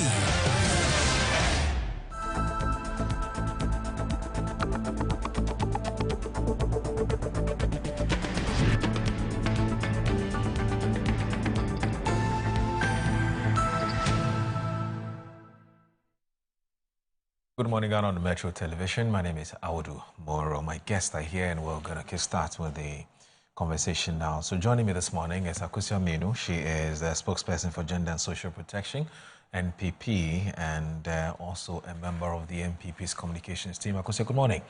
How are you? Good. You? Good. Good to always see you. Good to see you. I hope family, everybody's fine. Everybody's Wonderful, wonderful. Also with us here is the Honorable Yunus Afuseni, a man who has many formers. At some point, he was in charge of Ghana's roads and transport, I believe. No, it was road and highways, sorry, that's what I should be saying. And at some point, he was a former, it was at the helm of affairs, lands and natural resources ministry. He's also a former member of parliament for the Tamale Central constituency. He's a lawyer and he's also with us here and on the show. Honorable, good morning. Thank you very, very much for joining us on the show. You're welcome. And I say assalamu alaikum, sir. Wa alaikum makulta. All right. So, all right. So just before the two of you, just before I introduce the two of you, I was on the phone with Dr. Rashid Rahman, who is the Executive Director of African Center for Parliamentary Affairs, and we're just running this Afenyo Marking, Sami Jemfi, back to back and back and forth with him just to pick his thoughts. And he was of the opinion that it's a serious matter, and it's also in the interest of the minority leader that we get to the bottom of this so that he's cleared once and for all. Otherwise, it would be some kind of an albatross that can hang around him for a while. But we understand that the minority leader himself is expected to face questions, and I'm reading this from my Joe Online. Is expected to face some questions from members of the MPP Parliamentary Caucus this morning over allegations of extortion made against him by the Ghana Gold Board. Chief Executive Officer Sami Jemfi. Now, Joy News understands that some senior members of the MPP Caucus consider the allegations serious and are demanding answers from their leader. The allegations were made at the seat of the presidency, where Mr. Jemfi addressed journalists in response to claims by the minority in Parliament, led by Afenyo Marking over reported losses associated with the Bank of Ghana's domestic gold purchase program. Mr. Jemfi subsequently repeated allegation in an interview on Joy News File, where he challenged the minority leader to take legal action against him if he believed the claims were defamatory. Now, today's Daily Post says that today's Daily Post is saying that Afenyo Marking has actually threatened legal action against the extortionist allegation. And we're told that Alexander Afenyo Marking has rejected personal attacks and allegations against him over his scrutiny of the Bank of Ghana's domestic gold purchase program and the role of Ghana Gold Board. Afenyo Marking said the attacks were aimed at diverting attention from questions surrounding the reported losses associated with the program. In a statement issued on August 23, 2026, he said these allegations are entirely false and I reject them without qualification.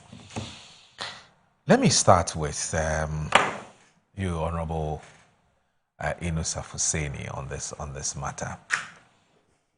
You've been monitoring, you've been listening a lot, you've been reading a lot as far as this matter is concerned. First of all, before we even get to the bottom of this, allegations which have been made against the minority leader by Sami Jemfi, from where you sit and from your scrutiny of the documents before you, who should take responsibility for the 22 billion cedis loss? Is it Gold Board or the Bank of Ghana? Or you think that it's neither here nor there? So, Mar, let me say good morning to you on viewers and to my sister, Akosia Minu. The first time I appeared on a program with her. Oh, really? Yeah. Oh, I see. History has been made. Today. Good morning, I was just wondering, I thought Mondays was a program for all females. Yes. I was just wondering why you were pairing me with Akosia. Yes. Some small slight changes. Okay. Yeah, slight changes. Okay. You have no idea. Akosia is very happy to have you, Oh, thank you, Akosia. Yes, to have you on the show. Now, you see, this conversation needs to be interrogated carefully. Right. And as politicians, we have to be honest with our interrogations. We have to understand the issues, examine the facts surrounding the matter, the reasoning behind all this hullabaloo. Right. And then probably we can draw our own conclusions. Right. Now, it is very important that when we are talking about matters that concern the nation, we do it in a dispassionate manner, because the amounts involved will affect all of us as citizens of this country. And so everybody should be interested. And that's why that was what aroused my interest.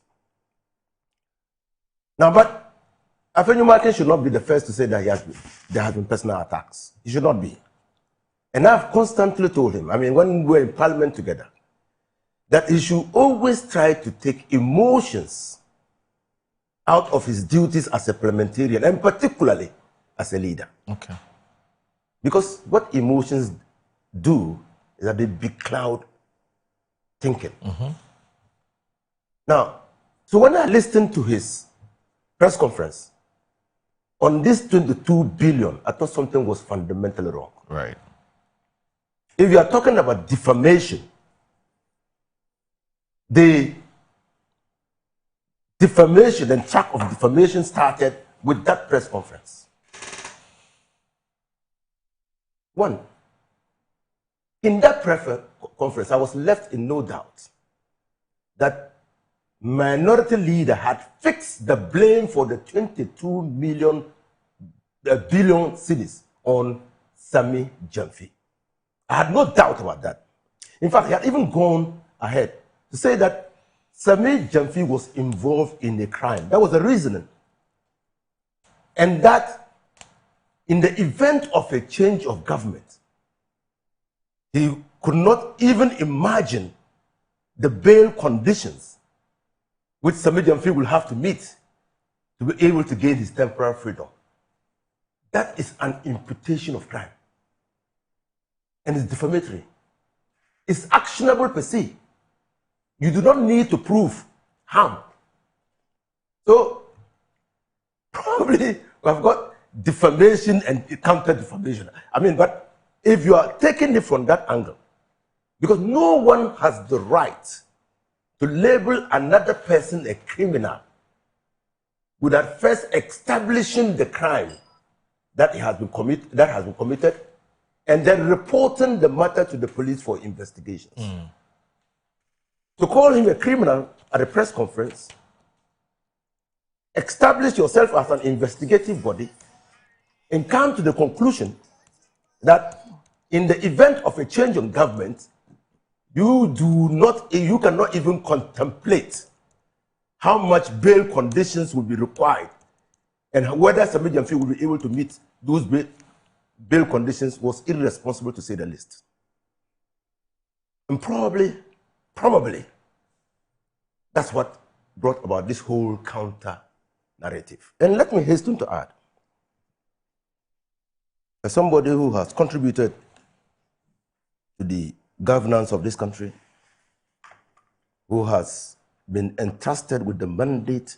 But before you go ahead, Honorable, so the minority leader himself actually clarified that statement that you just made, which, per your interpretation and understanding, he was impugning criminality. Yes, imputation of crime. Okay.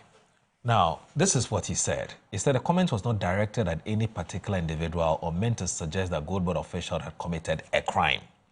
Now, speaking on Good Evening Ghana, Markin explains that he was drawing attention to the treatment of some former government officials who are kindly facing investigations over alleged financial losses to the state. He said, you see, I said it on a lighter note, but I also mean it. Let me explain again. We are dealing with losses. Once the state incurs a loss in implementing a policy, it is a financial loss to the state, and somebody would have to be responsible for decisions taken thereto. Does that change your position? He said he said it in a gist. Okay. He said it on a lighter note. Right. But he said it.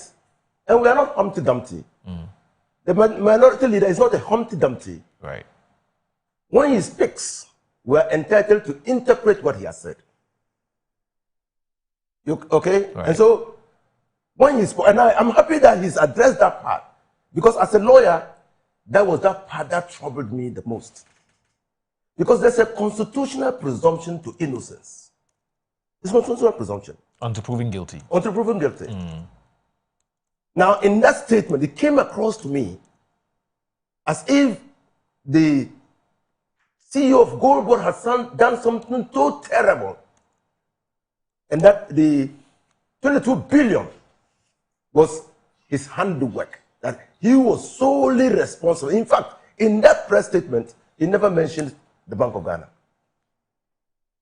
And that, as if he was solely responsible, and that he will pay for it. Leaders don't speak that way. Okay. In fact, responsible leaders do not speak that way. You have to always respect the constitutional rights of citizens of this country to be presumed innocent until found guilty by a court of competent jurisdiction. Okay. Well, so what are the issues? The issues are these. Somewhere in 2021, the NPP administration, faced with depleting foreign reserves, the lack of forex for purchases of oil, and the wobbling economy, decided to introduce a policy, and that was a domestic gold purchase program. This policy is not akin, or was not the first time such a policy was being introduced by the central bank of the country. Now the policy stood on two legs. One, to accumulate so much gold and trade that gold for oil, because we're finding it difficult coming by forex to buy oil. The second, our reserves were running low, and so the import cover for this country was becoming difficult. And so you needed to wrap up the reserves. So this policy was introduced. Right. Aggregate, and it is, the United Nations recognizes our sovereignty, the universal sovereignty over our natural resources. So we can decide to do what we please within our boundaries with our natural resources. At that time, there was no attempt to limit the purchase of our gold from the small-scale mining sector to only the PMMC. It was still opened to other traders. But any Bank of Ghana could only buy the gold from PMMC. So if we were even in the small-scale mining sector and you got gold, you needed to deal with PMMC if you wanted to take advantage of the DGPP, Domestic Gold Purchase Program. Now, NDC appreciated the policy and said for the policy to be effective, we needed to close the loopholes, stem smuggling, the tide of smuggling, and make the gold board the sole institution to purchase gold won in the small-scale mining sector. Right. So, for the purposes of the domestic gold purchase program, the policy cost and the policy design and cost was always borne by the Bank of Ghana. How was the Bank of Ghana to come into forex? And what cost were they to pay to get that forex? To be able to meet the legitimate and reasonable expectations of Ghanaians. Which were these legitimate expectations? That we continue to have fuel at our filling stations. Right. That we are not, we are able to import things that we want into this country. That our supermarkets do not run dry. This was a legitimate, government is voted into office to do that. So we concede that they are doing that was to prevent us seeing queues forming at our filling stations and also our supermarkets running dry, the shelves of our supermarket running dry. But that policy had a cost. And that is the honesty I'm talking about in discussing matters of national importance. Right. So in 2022, there was a cost. In 2023, there was a cost. In 2024, there was a cost. In 2025, there have been a cost.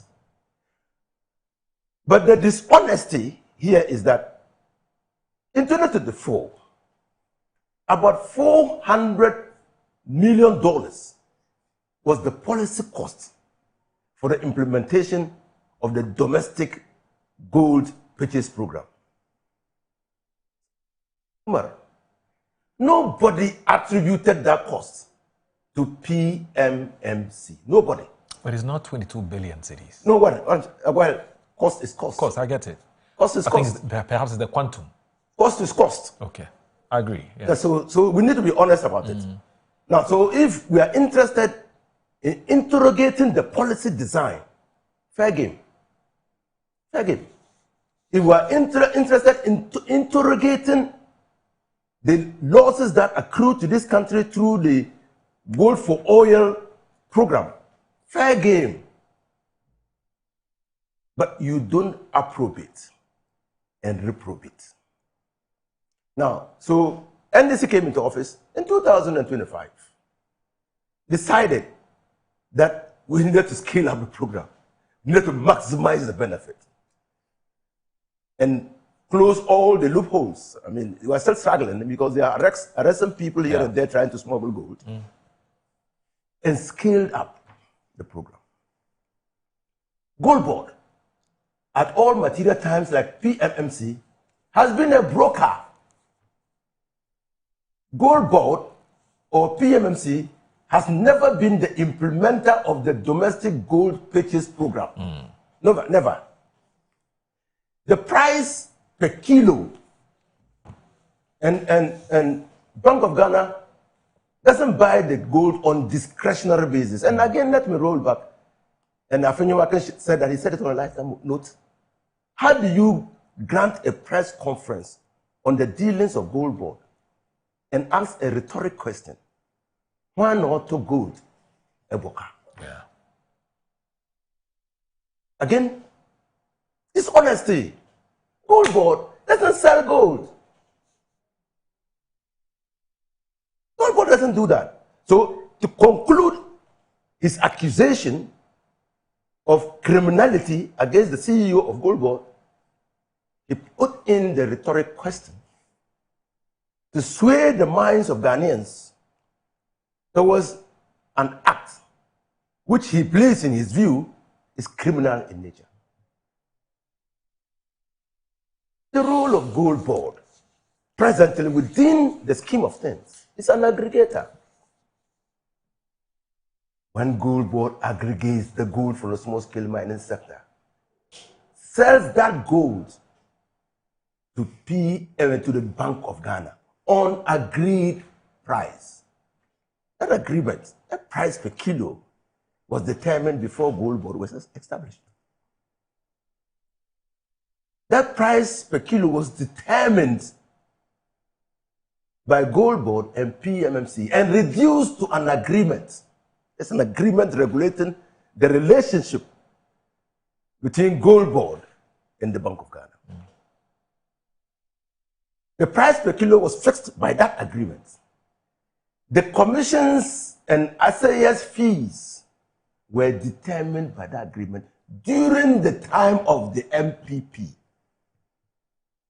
Gold Board only inherited the liabilities and assets, or assets and liabilities of the PMMC. So you see where the propaganda comes in. That's where the propaganda comes in. When PMMC sold gold to Bank of Ghana, and Bank of Ghana traded the gold and ran a loss of about $400 million, no one said. But what is more troubling to me is that Afenyo Markin was part of the MPs who passed the Gold Board Act.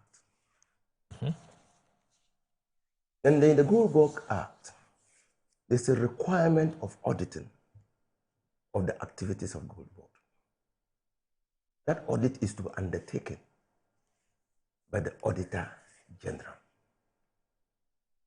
So all the books of gold, value books of Gold Board, are made available to the Auditor General at the end of the year for the purposes of determining whether the activities of Gold Board were in consonance with the law. And I say the law, including the law on PPA, the law on purchase, everything. And whether Gold Board made profit or loss. That document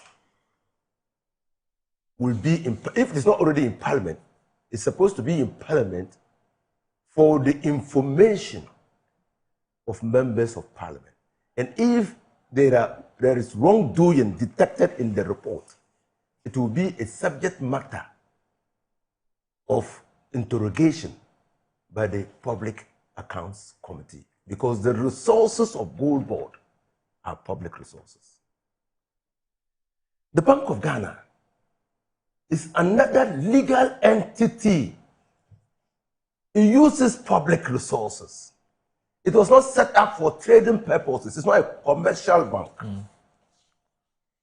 But because it uses public resources, the Bank of Ghana Act requires that at the end of every year, they submit their operations for auditing.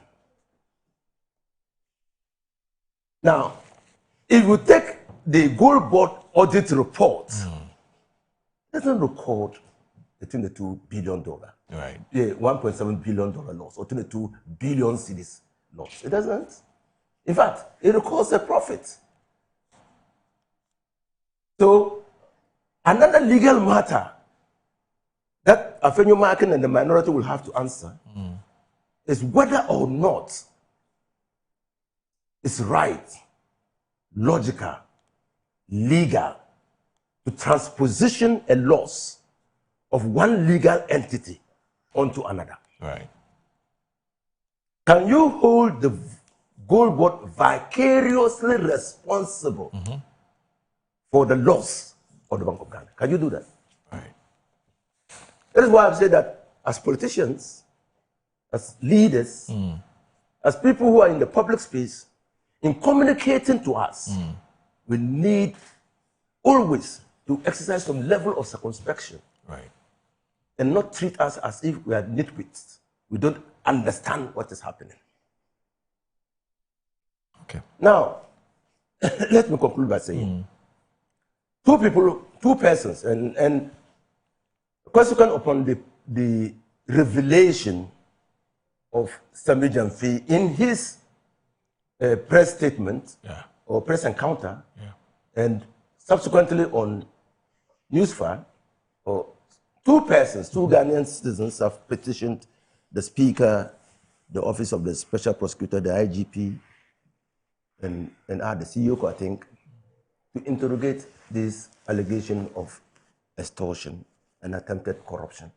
I think it's Solomon Owusu. Solomon Owusu and that lawyer. Apia Dankwa. Lawyer Apia Dankwa. Apia Dankwa. Of the UP. Of the UP tradition. Yes. Yeah. I think I've seen it. And I think that is appropriate. Okay. Why do I think it's appropriate? It talks to the fidelity of government. It speaks to the legitimacy of representation. Why do I say so? We entrust people with our mandate to help run this country in a way that inures to the benefit and welfare of the people of this country. Article 1 of the Constitution. That's why we give parliamentarians the mandate as our direct representatives to ensure that they not only hold governments in check, but they also ensure that public resources are not dissipated recklessly. Right. That's why they have to approve of a budget of the Republic and ensure that what is contained in the budget is used for purposes for which it was allocated. Okay. Now, if an allegation of this nature that a public officer, a representative of the people, engrossed the dereliction of his duty to hold public officers to account, has turned the mandate, which was intended for public service, into personal service, then the issue of fidelity of government, the issue of legitimacy of representation, then comes to play. Okay. Because Public resource, and I've had many people comment. If you are of the view that 22 billion is public resources, and this 22 billion could have been used for things, and I've heard others talk about how many roads, kilometers of roads you could do, how many Agenda 111 hospitals it can complete. Opportunity cost, basically. Opportunity cost of that. But that's not even opportunity cost. It just means that we have lost that money. Well, what we could have used the money to do. Yes. Okay, so we have lost that money. Yes. And then, as a public officer, a representative of the people, you're not interested in digging deep to find how the money was lost, whether it was legitimate, whether the cost-benefit analysis of the program, supported the loss, and whether we were getting benefit out of the program and not visiting hardship on the people of this country. You go to convert that public service into a private service by saying that, well, even though 22 billion has been lost, if you give me so much, I will keep my mouth shut. That's serious. Allegedly. Allegedly. That's serious. That's serious. Whatever happens, that's serious. You cannot do that. As a public officer and as a representative of the people, you can't do that. Okay. Well, you and I are not privy to the if you do that, I'm not saying that he did that. Okay. That's why I'm supporting the investigation. All right. That's why I'm supporting. In fact, he should also be prepared to submit himself for investigation. Right. Okay. In fact, Sammy Jaffe should bring that as a person who is interested in governance. He should produce the evidence. Okay? And to get Ghanaians to understand that we cannot trade with the people's mandate. We can't. The Honorable Member of Parliament says it's a distraction. What's a distraction? He's not interested. An allegation of extortion is a distraction. Yeah, he says a distraction. He was focused. Focused on what? On getting Gold Board and the Bank of Ghana to answer that basic question. How did we lose 22 billion? That's what he's more interested in. He's not interested in this going to court and things like that. He's not interested. If he's not interested, I will urge the Parliament and the Serious Fraud Office to be interested in this matter. Because it strikes at the heart of government. Okay. All right. Or governance in this country. Okay. Let me bring it because we offer ourselves to serve the country, to serve the people of this country. That it will be wrong. Totally wrong. Okay. To subordinate the people's interests to your personal interests. It will be totally wrong. Right. It will be unethical. Okay. Now, before I bring in Akosia, apparently my attention has been drawn by my producer to a statement. No, just a second, I beg you. A statement by Alexander Penyomaki himself. And apparently he put it out on Facebook. And also Samuel Brian Bobby, my very good friend, and Audu Mahama of the Custodian. They've all drawn my attention to a statement which Alexander Penyomaki has issued on his Facebook wall. So he says, myjoyonline.com, stop the misinformation, stop the misinformation, stop the misinformation. You report that your report that I have been summoned is untrue. On the contrary, ahead of the reconvening of Parliament, I've summoned my colleagues for our caucus meetings, as is routinely done ahead of every meeting of Parliament, to strategize and coordinate our parliamentary business. This is a regular practice of the caucus and should not be misrepresented as anything else. And he continues to say that, he says that pull down the misinformation on your website and correct the record. So I'm sure that you want to take it from there. Akosia, what do you also have to say about this matter? I think that, when I walked in this, and good morning to Honorable. Good morning, of course. When I walked in, you were actually stating that there was a caucus meeting in relation to... I read from my Joy Online, yes. Yes, but I think that as an independent media house, it should have been cross-checked or verified. Otherwise, it feeds into a certain agenda. I agree with and even with the interview you were granting, you used that saying the caucus has called them into a conversation, and for which the Dr. Draman, answered you by saying it was even premature for them to even think anything along the lines of him. No, actually, what I asked Dramani was whether it would be fair for anybody to ask for Penyomaki to say, no, it's premature. And I said, yes, of course, I agree with him, because we've seen instances in the past where people were not made to step down, so nobody should do that. But the issue, the issue about the convening of the Minority Caucus to look into the matter was based on the Joy FM report. And he said he also had heard. I'm sure it was also from the same Joy FM report. So I think that a correction from Afenyo King is timely. Okay. Yeah. So I've listened at length to Honorable's take on the matter. Right. And I align with him on the narrow point, okay, that the $1.7 billion loss sits on the books of BOG. Right. However, the IMF says the loss was occasioned by the GDPP. Fact. Yeah. So whether it appears on Gold Board's balance sheet or it appears on BOG's balance sheet, right, we have a right to question what caused the 1.7 billion loss. Yes. Valid. Yeah. Who is responsible for the design, the pricing, the implementation, the decisions? If Honorable sits here to say that PMMC transferred its liabilities to Gold Board, it doesn't feed into this conversation because the loss is clear. It's ring-fenced against 2025. 2025, Gold Board was in operations.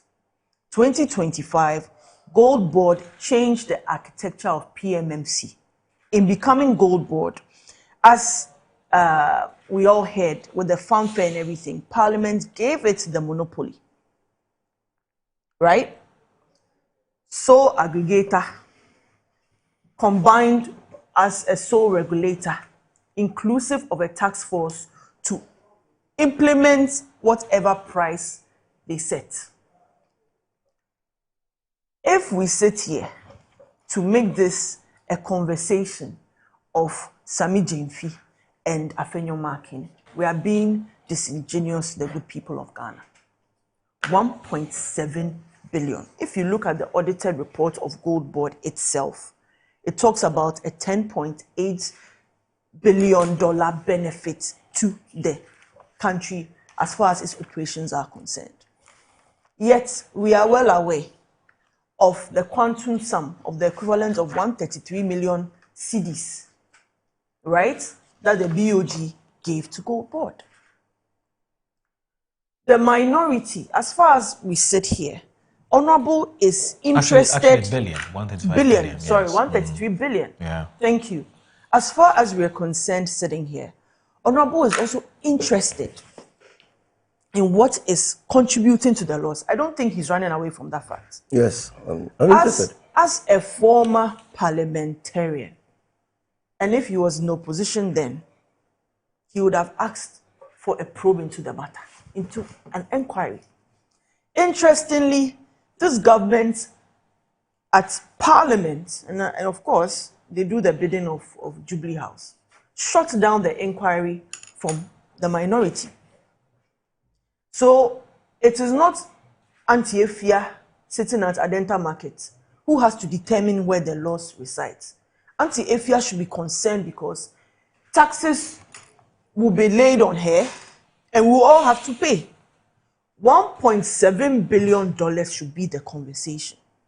You see, I don't want to get into this Afenyo Markin Sammy Gyamfi fan club because it creates a certain impression. If we are to get into that accusation, Honorable Kojo Oppong-Nkrumah first went, stepped into the fray with this conversation when the IMF talked about the $240 million loss in relation to Gold Board, right? Yeah. What didn't we hear the same CEO of Gold Board say about him? He's not an accountant. Rubbished him, his experience, his pedigree, even the time he spent in Parliament and the experience he's gathered. Take that fact away from Kojo that he's an established individual who has experience, even in finance, in economy. He speaks intelligently to it. He rubbished him and said he didn't know what he was saying. Former Deputy Minister of Finance, Abena Osei-Asare, Honorable, also raised questions. They dealt with her the same way. She's incompetent, she's reckless, she's useless, she's silly. They use all sorts of invectives on her. Now, the hilt of it is what Honorable Afenyomakin is going through. Complete character assassination. What am I saying? It's establish a pattern. Anybody who questions Gold Board or BOG, so long as Gold Board is in the conversation, you are going to face personal attacks and insults. But those personal attacks and insults should not distract us. At the very least, the same CEO of Gold Board told us that Dr. Bawumia owned Haptel, and that if any Ghanaian that buys electricity, who loads the unit on their meter, has inherently put money on into the bank account of Dr. Bawumia, which is running his campaign. He said that. A lie. This same gentleman was sued by Honorable Dr. Matthew Puku Prempeh, wasn't he? And for which he won. He went to the appeals court, did he not? In fact, when he went to the appeals court, he didn't proceed till his government came to power, and for which that defamation has been squashed, has it not? So if a liar tells you to go to court, then it means that he knows the judge.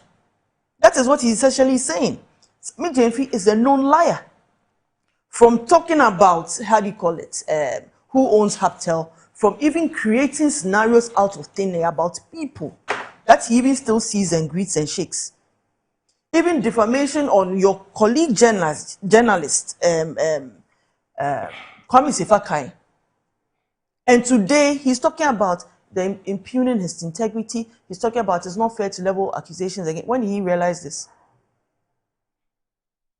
at the very least, even his posture in responding to the issues where Ghanaians are concerned, why are these losses coming? You said you've given us a benefit of $10.8 billion, but there's a loss of $1.7 billion. Why can't we talk about it? Why are you so agitated when that conversation comes? And instead of submitting yourself to Parliament for an inquiry, you take to media houses and radio stations with your PR machinery behind you, and all they amplify is the insults and attacks on the people who are raising meaningful questions. The voter does not care the personal relationship or whatever has transpired between Sammy Gyamfi and Afenyomakin. The voter is concerned because 1.7 billion Moro, 1.7 billion, which is about 1.5% of our GDP.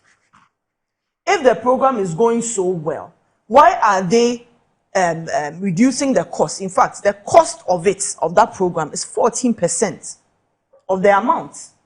Honorable, on 25th February 2025, the sitting president told us that we need $1.7 billion to finish Agenda 111. That's what the president told us a year and a half ago, that we need $1.7 billion to finish Agenda 111.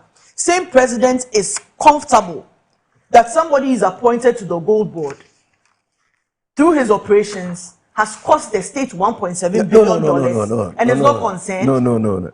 I want you to state. Yes. Don't distort. I will not distort the news. I'm stating the fact. IMF says there's a loss of $1.7 billion. The president should be concerned. Yes, the IMF said the loss arose from the domestic gold purchase program. Who runs that? Who runs that policy?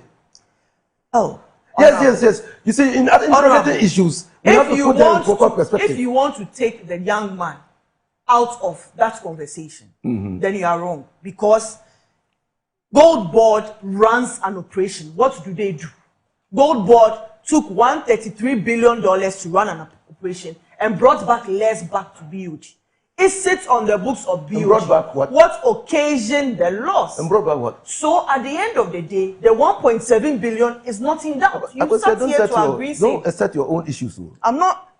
You know what? You sat here to make 70% of your argument about the accusations on Afenyomakin. On the news. You made, yes. I am saying that forget that. I should forget that. No. You want to set your own parameters. I'm telling you that Ghanaians should be concerned about $1.7 billion because that argument is a distraction. You are using that to run away from the quantum sum of $1.7 billion. $1.7 billion can complete Agenda 111 Why? Because John Mahama, the president, told us that he needs 1.7 billion to finish Agenda 111. It's true. As we sit, $400 million is needed to set up the Women's Development Bank, for which the vice president, using very flowery language, made women in Ghana appreciate the fact that, oh, when the NDC comes, they are going to set a bank that will do this. $400 million is all that is needed. 2 years on, we haven't seen the bank anywhere. $1.7 billion can set up 4 banks. 4 of the Women's Development Bank. So I am concerned.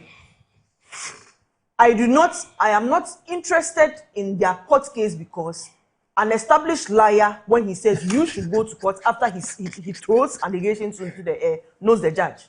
That is why he's saying what he's saying. So that conversation is already he knows what he's going to do.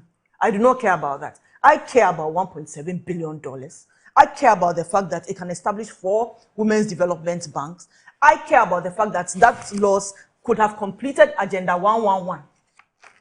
That is what we should be concerned about.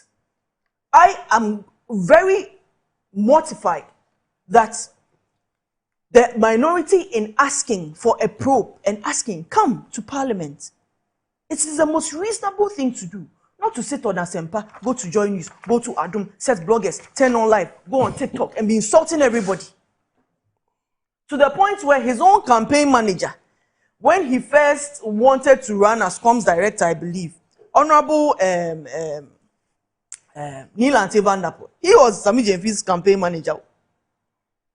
In doing the most prudent thing, when a young man has shown ineptitude and incompetence, and in responding to issues, denigrates everybody, comes to apologize because it's the right thing to do. Within hours, has retracted. He resets his own apology. Even see how the public accepted that apology from Honorable Neil Ante-Vanderpoel. The public did, thought it was the most mature thing to do. Yet in his own party, no. He is the most smartest, intelligent boy. Even IMF doesn't know what they are saying. The most smartest, intelligent CEO who has brought us 10.8 is upset that we are asking him about 1.7 billion loss. 1.7 billion. And if it is so amazing, as they say, why are they redefining the cost of productions and looking at it from 14% to 5%? We need to know. And that conversation should not sit on TV programs or sit on radio stations. It should go to Parliament. The majority should embrace it and not dismiss it. And let's get to the bottom of it. Okay. So please, personal issues are not what I'm interested in. Personal friendships, we do not care. The voter does not care what their relationship is or whatever. It is merely a distraction. And the reaction shows that there's a panic. Honorable Atuforsen has questions to answer. The governor has questions to answer. Sammy Jemfi has questions to answer. 1.7 billion, we should all be worried. And guess what? That's 2025. We are in August of 2026. Per the laws, if I'm to make a projection, I'm sure that we are almost past $2.5 billion. Moro, it is so shocking because we can't even appreciate the quantum loss that we are talking about.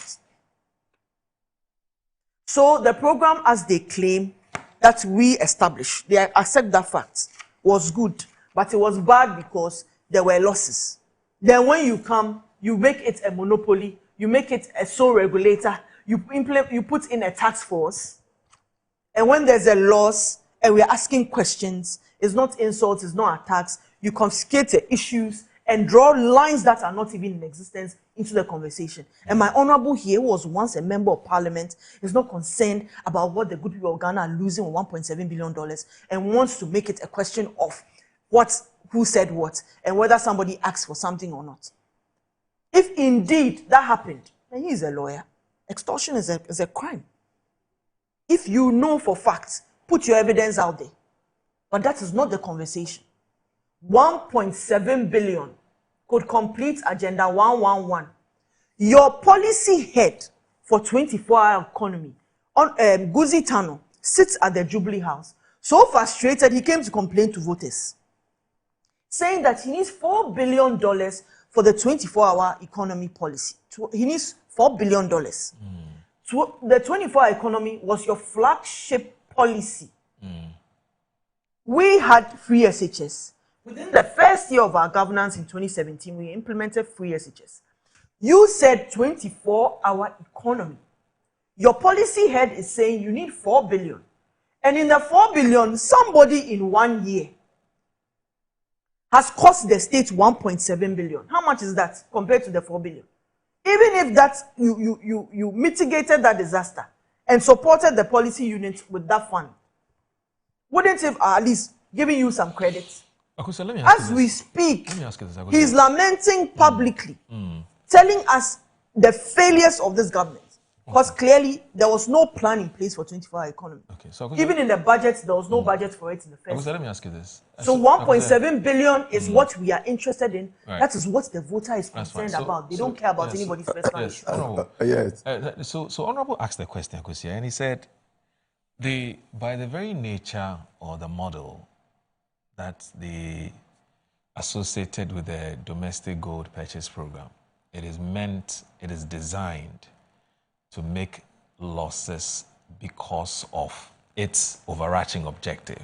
And that's why he started with 2022, 2023, it was 2024. Set up to make losses. That's what he said. Exactly. Now, and then he said that even in 2024, we made a loss of $400 million. Now, in all those years, it didn't become an issue. Why is it becoming an issue today? And then why do we want to blame somebody for a structural design or the model which Parliament itself agreed and signed up to? Why do we want to blame somebody for this? And I noticed that that's missing in your submission, that these losses have been occurring. Okay. Why is it an issue today? Okay. So I want to. It's when you said Honorable said Gold Board by its operations is designed. No, I didn't say not Gold Board. The domestic gold purchase program. Oh, the domestic gold purchase program was designed to make. That's got policy objectives, and to achieve those policy objectives, it's going to come at a certain cost. Okay, that's what I said. So there will always be operational costs, no matter what policy program is implemented. But that cost should not be at such a burden. We should not sit here and say, and this, I've heard them say this, that Bank of Ghana is not designed to make profits. These same people went on demonstration against Bank of Ghana. The Bank of Ghana had made a loss. These same people now telling us that the Bank of Ghana is not meant to make profits, but they went on demonstration that Bank of Ghana had made losses. Again, I thought you were going to point out something he said when he said Gold Board doesn't sell gold. No, it doesn't sell gold. But the Gold Board Act. Yeah. Gold Board is the sole buyer and seller of small-scale mining gold on behalf of BOG. It trades. So let's not even dismiss. It's like they quickly want to run away from that fact when it's necessary. No. The one who sent you Parliament gave you a monopoly. The one who sent you the text, send me that text. I want to explain.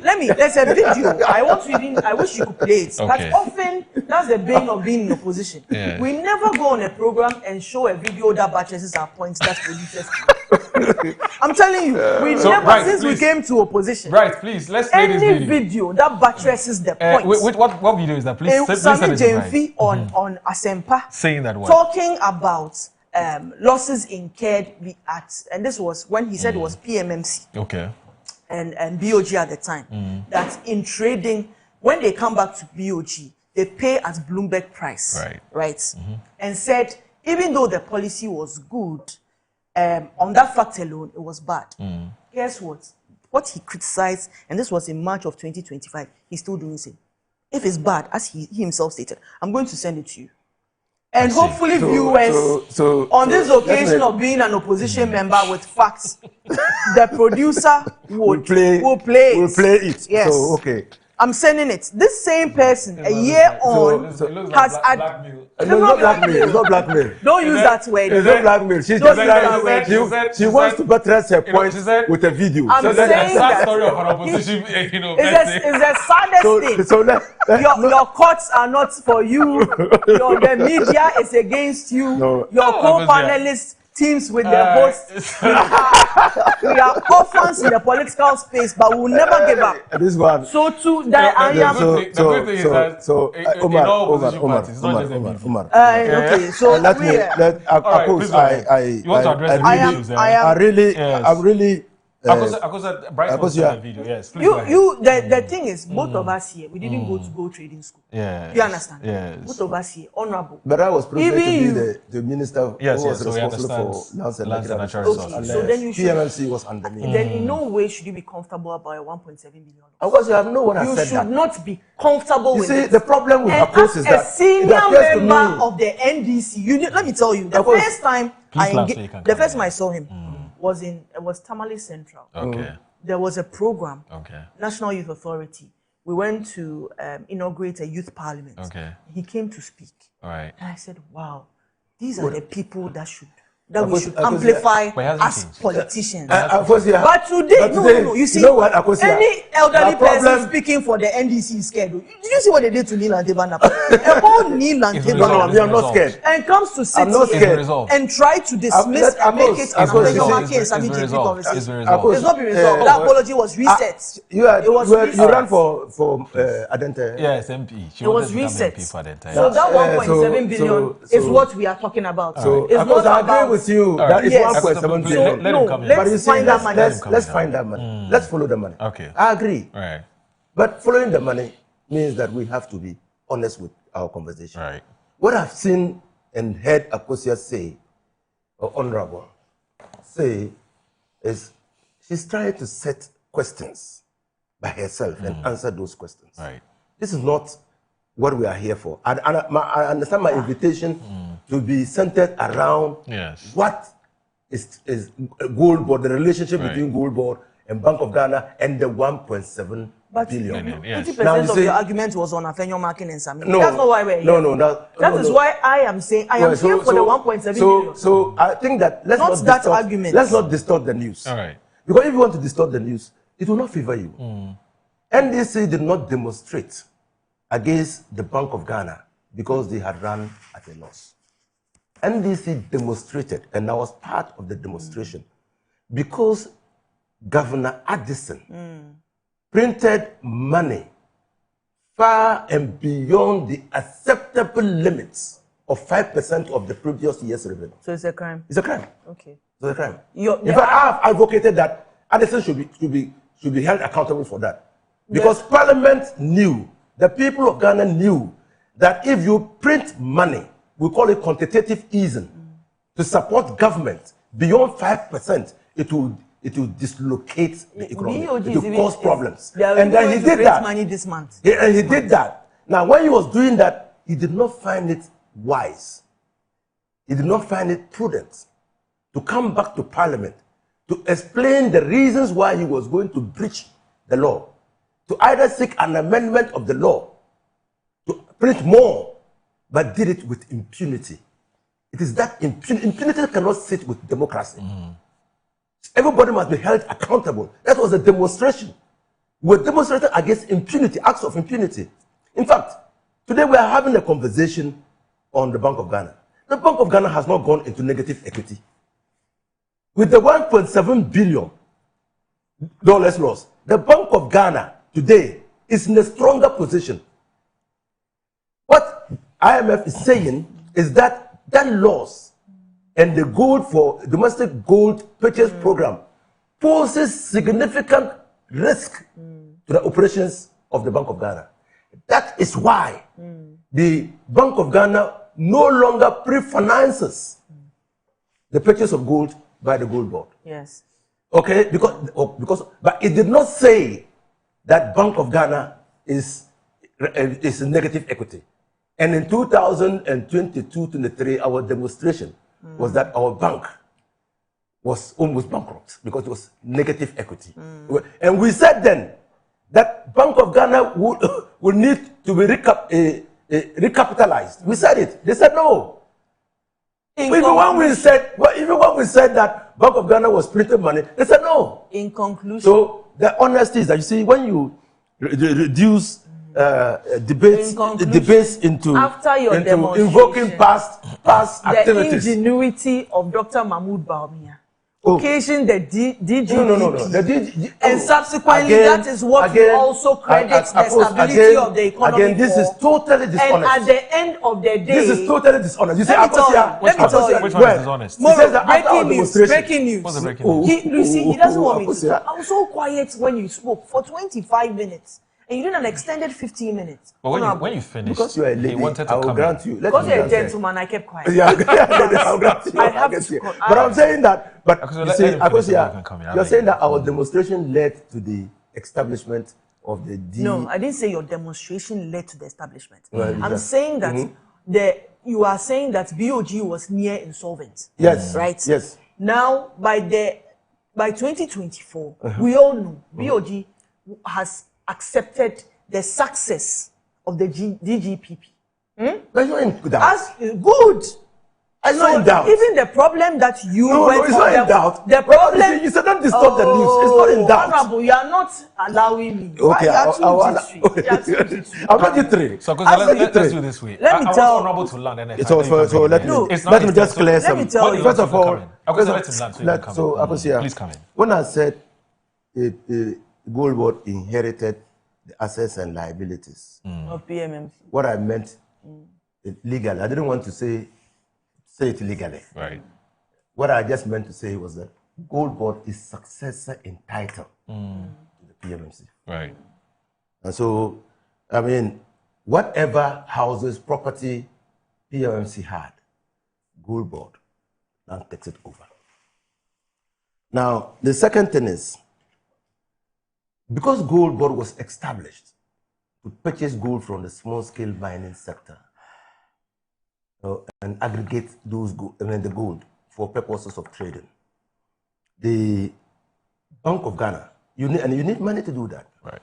And the Bank of Ghana was running a policy called, and is still running that policy, called Domestic Gold Purchase Program. So what they did was to advance money to Gold Board to aggregate the gold for Bank of Ghana and account to Bank of Ghana for the utilization of that money. And the auditor's report of Gold Board does not disclose that the Bank of Ghana failed, refused, or neglected to account for the 133 billion. So that money has been accounted for. Now, let's probe into the matter. Everybody say, I mean, all of us are saying that 1.7 billion is huge. I mean, if it is a policy cost of the operation, it's deadly, not huge. It's deadly. Okay, it's crippling. So I'll take your word. Crippling. Because you're a leader, I'll take it. It's deadly. 1.7 is deadly. It's crippling. It's totally unacceptable. But that's the policy cost. Can we do something about the policy cost? The International Monetary Fund is self-worried that the policy cost of the implementation of the DGPP exposes the bank to significant risk. Yeah. Can we improve upon the operations of the Bank of Ghana in relation to the implementation of the policy? That's a fair question. Right. It's a question, everybody, because that is our money. Now, the four, of course, who decides that a law size, not the woman at Medina Market. I know it borders your constituency, but that's not the woman. We have said, because you know what? If it was left to you guys to let us know the operational cost of BOG and whatever was going on, we would never have known. No. Chances are it would have been covered. No, you know what I'm saying? One thing. Because they've had an experience where they even fed false information to the IMF and they were fined. No. Do you understand? We can't trust them to give us. Of course, you have forgotten one thing. When the Bank of Ghana went into negative equity, the IMF installed a supervisor under your regime. And the point being so that supervisor, what are you going to hide from that supervisor? You know what? Under your regime, the Bank of Ghana, the IMF installed a supervisor at the Bank of Ghana. So we cannot hide regime, it. Now let's so there is a loss of 1.7 billion in 1 year alone. And in 2026, because we are talking that cost is now treading fast. Because we are talking about governance issues. We are talking about governance issues. Okay. And you see, rule of law is as important to governance issues as the transparency and accountability. Now, because we are a country that believes in the rule of law, and it's provided for in the preamble of our constitution. These are the values, the democratic principles that we stand for. Now, that means that when a state institution funded by state resources uses state money, that institution is obligated to account to the people of this country on the utilization of those resources. Absolutely. Yeah. Okay, and so it is not the market woman.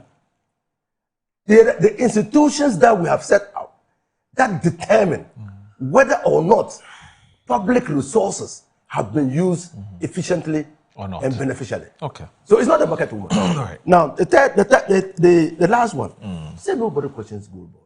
I've heard people question Gold Board every now and then.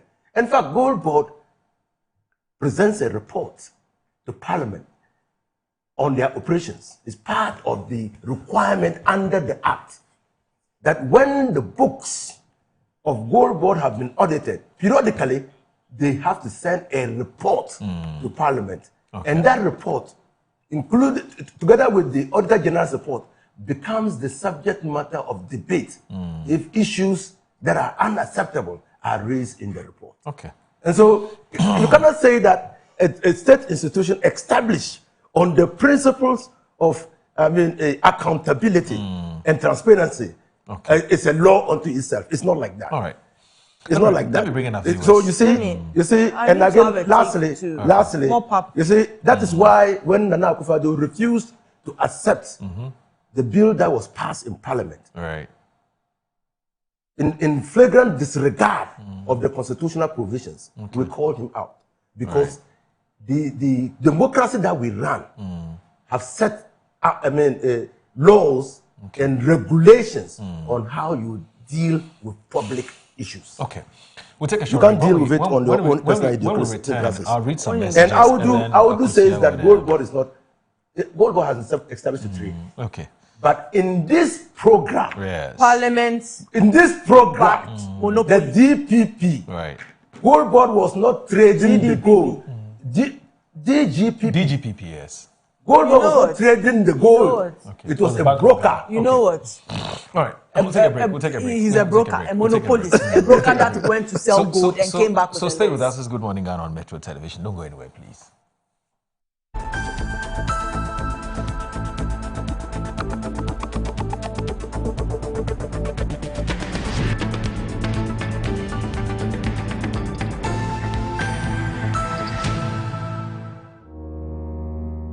Finding my dream apartment in just 2 days was a breeze with 7terragh.com. Looking for your next home, the perfect piece of land, or the best commercial property for your business? Are you worried about sending money home for property and finding nothing when you return? Well, worry no more. 7terragh.com is just a platform to find prime lands, perfect properties, or vibrant real estate development at the click of a button. 7terragh.com is your go-to property listing platform that allows you to register, list, rent, buy or sell, and connect with correct agents. With our AI-powered smart search, personalized dashboards, verified agent connection, and interactive property maps, all your property needs have been made easier. Check us out on 7terragh.com or contact us on 0302 998 246 or 0561 032 252. 7terragh.com, powered by MNC Properties. As the days come and go, there's always shit. Let colleagues explore all the planetary bodies. Our mission is in Uranus to treat hemorrhoids, anal fistula, anal fissure, anal incontinence, hydradenitis suppurativa, using laser, Legasure for pain-free and speedy recovery. On Uranus Street, Accra, is Main Tuber Hospital and Coloproctology Center. Trust Uranus with us and we will delight you. Visit Main Tuber Hospital today or call us on 0244 581 541.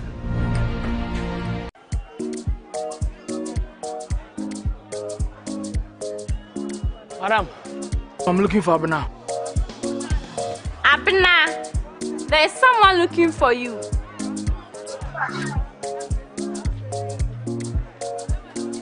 Madam, please, where's Abena? Abena, yes, ma'am. Is this who you are looking for? Madam, please get me Abena. Please. Della. Abena, bra. Oh, Abena. It's not Abena rice. I can't eat any of that anymore. Abena rice. And Niji Nkwa. FDA. Ajadi Nkratso Yatsumu. From the grandest stage, the badges change, but the passion remains. It's a special goal. Cometh the hour, cometh the man. Pistol goes from the heavens. What a story this is. 10 months of drama lie ahead. The stage is set. The biggest stars from the world's biggest leagues on SuperSport. It's on DSTV.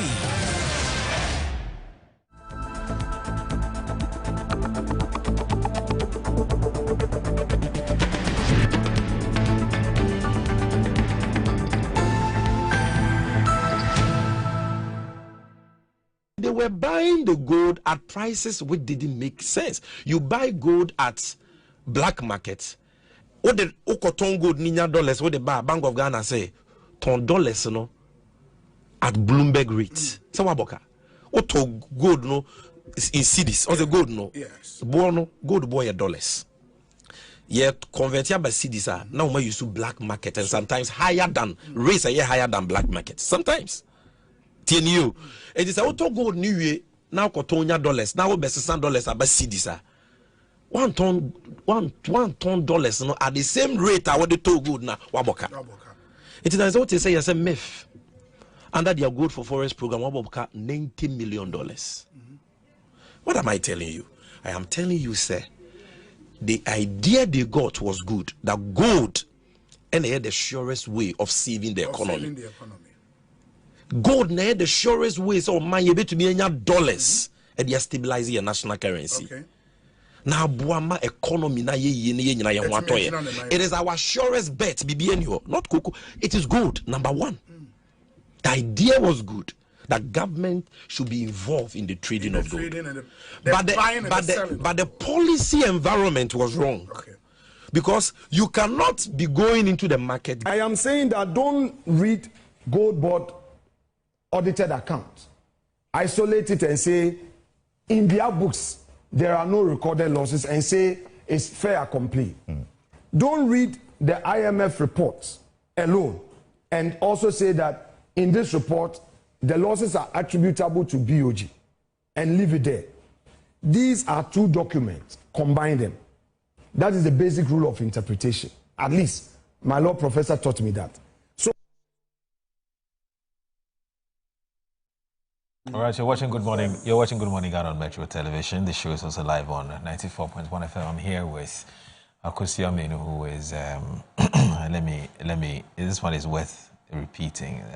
Earlier I said something, but I need to correct that as quickly as I can. So Akosua Menu is actually the Bright actually sent me this advice, agenda and social protection to the MPP flag bearer. Yes, that's correct, isn't it? All right. And also here with us is a former MP for Tamale Central and also a former Lands and Natural Resources Minister and also a former Roads and Highways Minister. Kusi, please do this in just 5 minutes because our time is almost up. Okay. See, more when you do these side commentary and things, so in the full. Oh, really? Hey, she can't wait. Of course. She can't wait. I don't like that. Of course. All right. You see?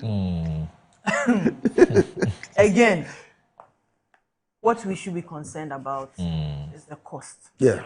The losses. Mm-hmm. All right.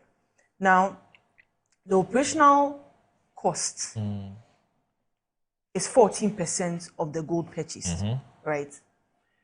The target for operational cost, as earmarked by Gold Board, is 5%. So if you are doing 14%, that's almost 3 times what you've put down.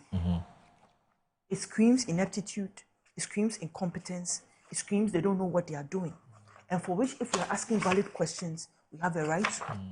You cannot be running these losses. IMF stated there was a failure of cost control.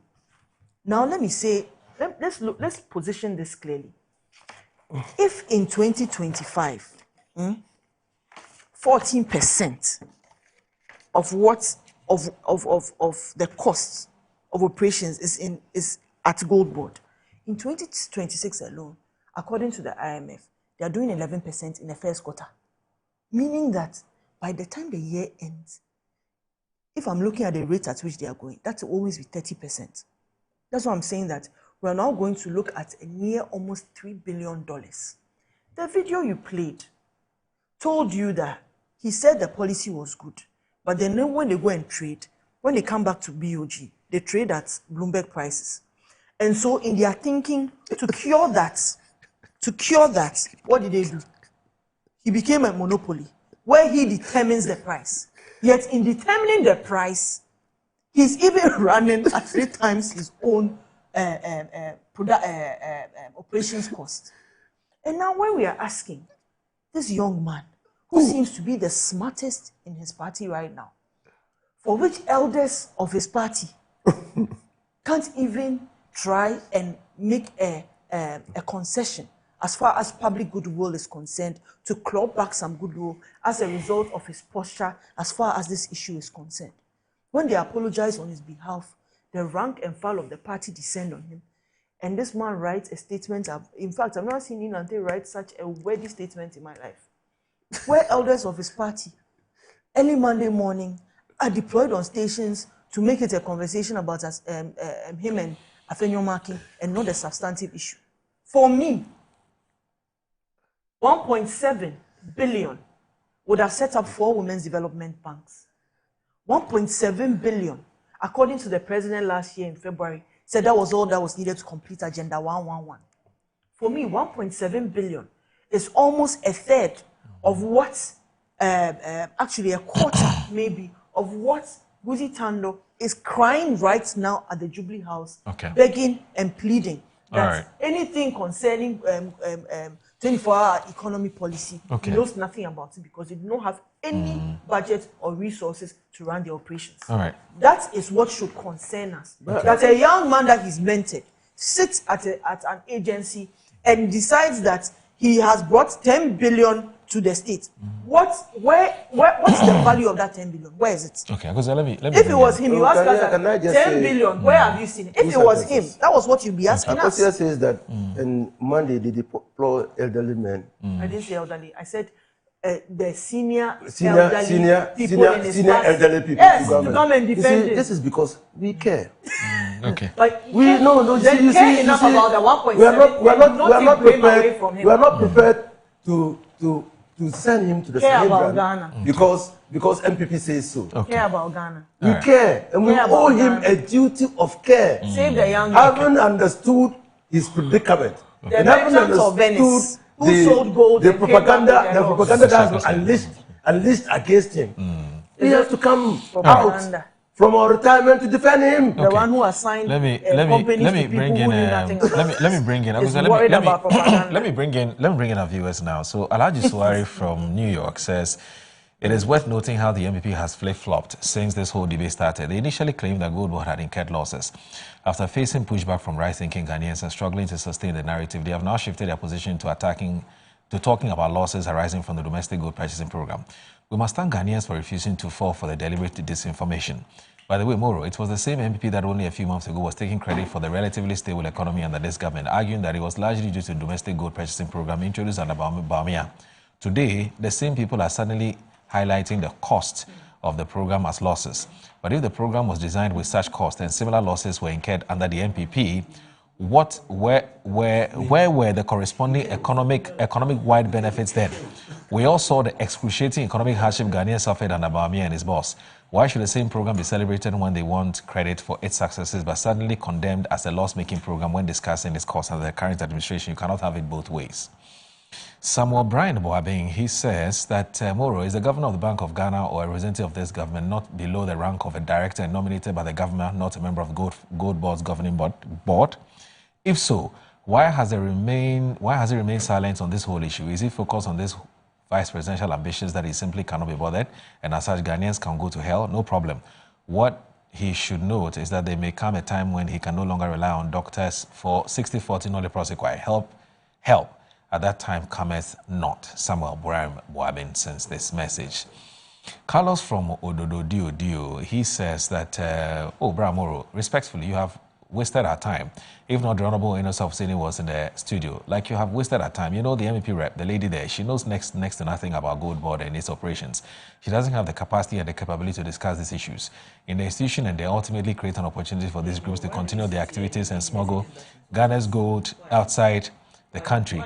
If you listen carefully to the comments attributed to the Archbishop, one may get the impression that there is a well-coordinated effort behind some of these developments. There are also allegations that a huge amount of money has been committed to this agenda, with part of the money allegedly already disbursed. These are serious allegations, and they should not simply be dismissed or accepted without proper investigation. If there is evidence of financial inducement, political interference, on an organized attempt to undermine Gold Board for the purpose of facilitating illegal gold smuggling, the appropriate institution should investigate the matter thoroughly. Carlos, and I say God bless you.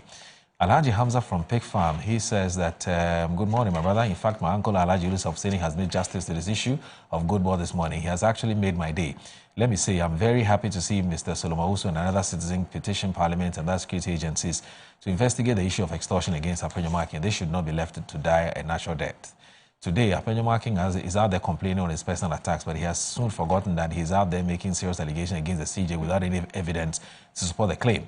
The allegation he has leveled against the CJ is so serious, and I expect the legal counsel to call him to provide evidence to support his claim. Murakosa just peddled falsehood which needs to be corrected. No one in Parliament has invited Sami Gyamfi, and he has refused. It was rather Sami Gyamfi who asked them to invite him, and they refused to do so. Now, this one... Yes. No, to be fair to her, she didn't say that she didn't say that Parliament has invited him. She said she would want Parliament to invite him. So there's a difference. I didn't say I want Parliament to invite him. Is the Parliament should get to the bottom of it? Should get to the bottom of it. Yes, the minority wanted to probe. They wanted an inquiry into the losses. Yes. And it was shut down. And I'm saying that why are they covering up on it? It does not mean but the gentleman says he wants that probe to happen. He does. He said it's happening again. He said he's looking forward to that. He said no, I'm not saying the gentleman. I'm saying the one who texted. Okay. I mean, there's opportunity to correct this. All right. Let me. Four NDC messages. So this one, Guy G says. So does this extortion shift not weaken what could otherwise have been a legitimate demand for answers from those who caused the losses? And why is BOJ missing in the quest for accountability? This current loss is bigger than before. And we should demand. Honorable Pacho, I beg you. And we should demand answers and find ways to forestall or minimize future losses. Whether the loss was caused by Gold Board or the BOJ should concern the government and the country at large. My regards to my beloved sister Akosua Amenyo Gaji from Cantonment. Kojo Chumbuafo is just sent us a message, and Kojo Chumbuafo says, Boro, good morning. Can you communicate to Akosua Amenyo that no one is going to answer my any questions because she says so? She should go and ask Enoforata where our DDP money is, if she can find him. Just last week, Atufosin paid another 10.4 billion of the losses you made to ordinary people who took the chance of lending government money. Look at the MP talking about losses. What did you do with the 33 billion cedis COVID money? What did you do with the over 80 billion cedis that was printed unlawfully under the tenure of Dr. Bawumia when he was the Aplanke head of the economic management team? Do you want to know who the agent for the company that printed illegal currency? The MP have told us that Sami Gyamfi lost 1.7 billion cedis. No problem. What about the 10 billion cedis that has been pumped into the Ghanaian economy that has stabilized the city? They tell you that money translates into 22 billion cedis. Why don't you do the division and see? The MPP's US dollar USD to GC, the Ghana cedi rate, is 13. Even more that forex bureaus that are changing at 12.1 today. That's the nation records rate. That's from Kojo Chumboafo. Tafa in Amrahia. He says, good morning. Akosua has called Sammy Gyamfi a liar in your studio this morning, and you're allowed here. Akosua, who is this? Who is the number one liar in this country? Isn't it you or blah, blah, blah? Who told Ghanaians that his biggest achievement as vice president of the people of the North was... Okay, so that's Tafa from Amrahia. Now, JC Boakon says that, Moro, you see the reason why Ghanaians are suffering. Taxpayers' money are used to pay government officials to give us value for money, but the narrative is different now. The 1.7 billion loss in gold board was not reported and published by MPP headquarters as Wontumi TV. This is a report by IMF. Honorable Sini and the NDC should admit this and not create an erroneous impression in the minds of people to distort fact. Now, whether Sammy Gyamfi want to push the blame on Bank of Ghana that there is still a loss of 1.7 billion insult and unnecessary attacks won't save the NDC. Ghanaians are widely awake now. Best regards to Akosua Manu for the excellent presentation this morning. And then finally, Guy G says, so does the extortion shift not weaken what could otherwise have been a legitimate demand for answers from those who caused the losses? And why is BOJ missing in the quest for accountability? The current loss is bigger than before, and we should demand answers and find ways to forestall or minimize future losses. Whether the loss was caused by gold or the BOJ, it should concern to the government and the country at large. My regards to my beloved sister Akosua Manu Gaiji from Cantonment sends this message. And Sandy Saliu says, Honorable Afenyo Makin started it all with threat, insults and unconstructive criticism. He gets a reply in equal measure, and suddenly he's been disrespectful. Well, disrespected, sorry. Now, Abena calls my young CEO liar many times on the show. Let's be serious. With all this noise, has Ghana Forex stabilized? Sami said he's waiting for a call from Parliament, but Afenyo chose to go public instead, and Abena and her fellow commentators are fine with that. Too much politics, too little to choose from. Ghana for you, Ghana. Good morning. And Monfrey Francis says, can Akosua please allow her colleague in the studio to flow? And he says, thank you very much. Peter P. Saki said this morning, Akosua is struggling with the subject discussion on the table. I'm sure she didn't come prepared. She should come down and settle in, please. Ni Apem from Akosua Rich. Ebo Bakman, that's my last message. He says, MPP's hypocrisy on the domestic gold purchase program is difficult to understand. And when they were in government, they described similar cost as Forex liquidity support cost. What has changed? Why is the same phenomenon now being presented as a massive loss? You cannot change the name of the table simply because you have moved from one side to the other. The economy is stable and some people can't sleep. It's unfortunate. All right. So I guess that would have to end it here. But before I go, let me say congratulations. Yes. Let me say congratulations. No. Congratulations to Reverend Steve Wengam. I just saw this publication here. I think that is only proper that he's actually been re-elected the AG for the Ghana General Superintendent. And we want to wish him congrats on this re-election. May God continue to lift you, continue to make you successful. In fact, it's in today's Daily Guide, it says the Reverend Stephen, that's the man on your screen, Reverend Stephen Wengam, Yenison Wenga, he's been overwhelmingly re-elected as General Superintendent of Assemblies of God, Ghana. He secured nearly 90% of valid votes cast during the elections held at the church's 32nd Biennial General Council meeting at Gomafete in the Central Region. Reverend Wengam, who is also head pastor of Cedar Mountain Chapel, East Legon, polled 3,072 votes, representing 89.61%, to defeat Reverend Dr. Kwame B. Bansa of Charity Assemblies of God, Adenta, who obtained 6,432 votes, representing 10.39%. A total of 4,159 valid votes were cast for the position, with 7 rejected ballots, bringing total votes cast to 4,166. The victory returns Reverend Wengam to office for a second 4-year term. I've known this man since my days at City FM. He's a very good man. And so congrats, Reverend Yenison Wengam, on your re-election. We can only wish you well and keep sorry. Anyway, my name is Morado. Thanks for watching Good Morning. And unfortunately, we couldn't do Adamos. Tomorrow, hopefully, we should, because there's been some development as far as the Adamos resources matter is concerned. Honorable, you must be a happy man because you were of the opinion that perhaps the revocation should have been looked at again. How do you know this? He didn't say this on the podcast. He's an uncle. He's an uncle, so I know his thoughts on this matter. Yes, he's an uncle. In fact, because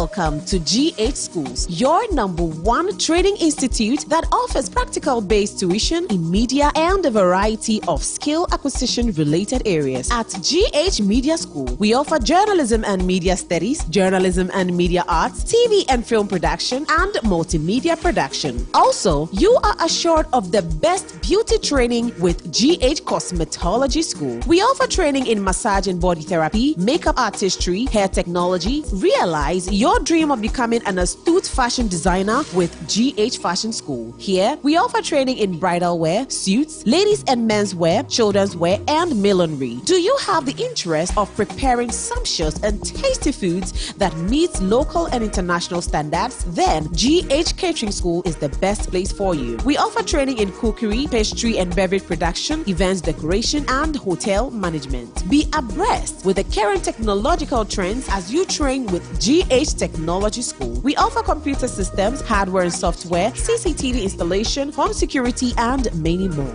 GH Schools makes available well-equipped studios and workstations to give our learners the practical and industrial standard experience during tuition. Hostel facilities are also available. Instant admission is in progress. Register now. Purchase your admission forms online on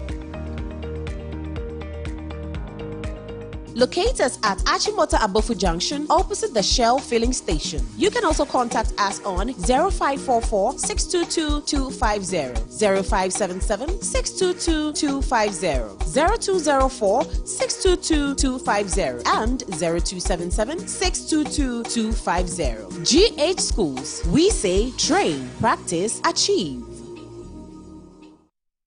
Are you ready to go on an adventure across Africa with your favorite twins? Yes, that's right. Nuzo and Namia are back. Join them on curious adventures full of wonder and discovery, unexpected friendships, big feelings, and stories that unlock the power of imagination. And for parents, every episode helps your children build literacy, comprehension, emotional learning, and confidence through storytelling they love. So come dream bigger, laugh louder, and explore a world of wonder with Nuzo and Namia. Find your nearest station and showtimes now at nuzoandnamia.com. Bye for now. Nuzo and Namia, storytellers traveling with you.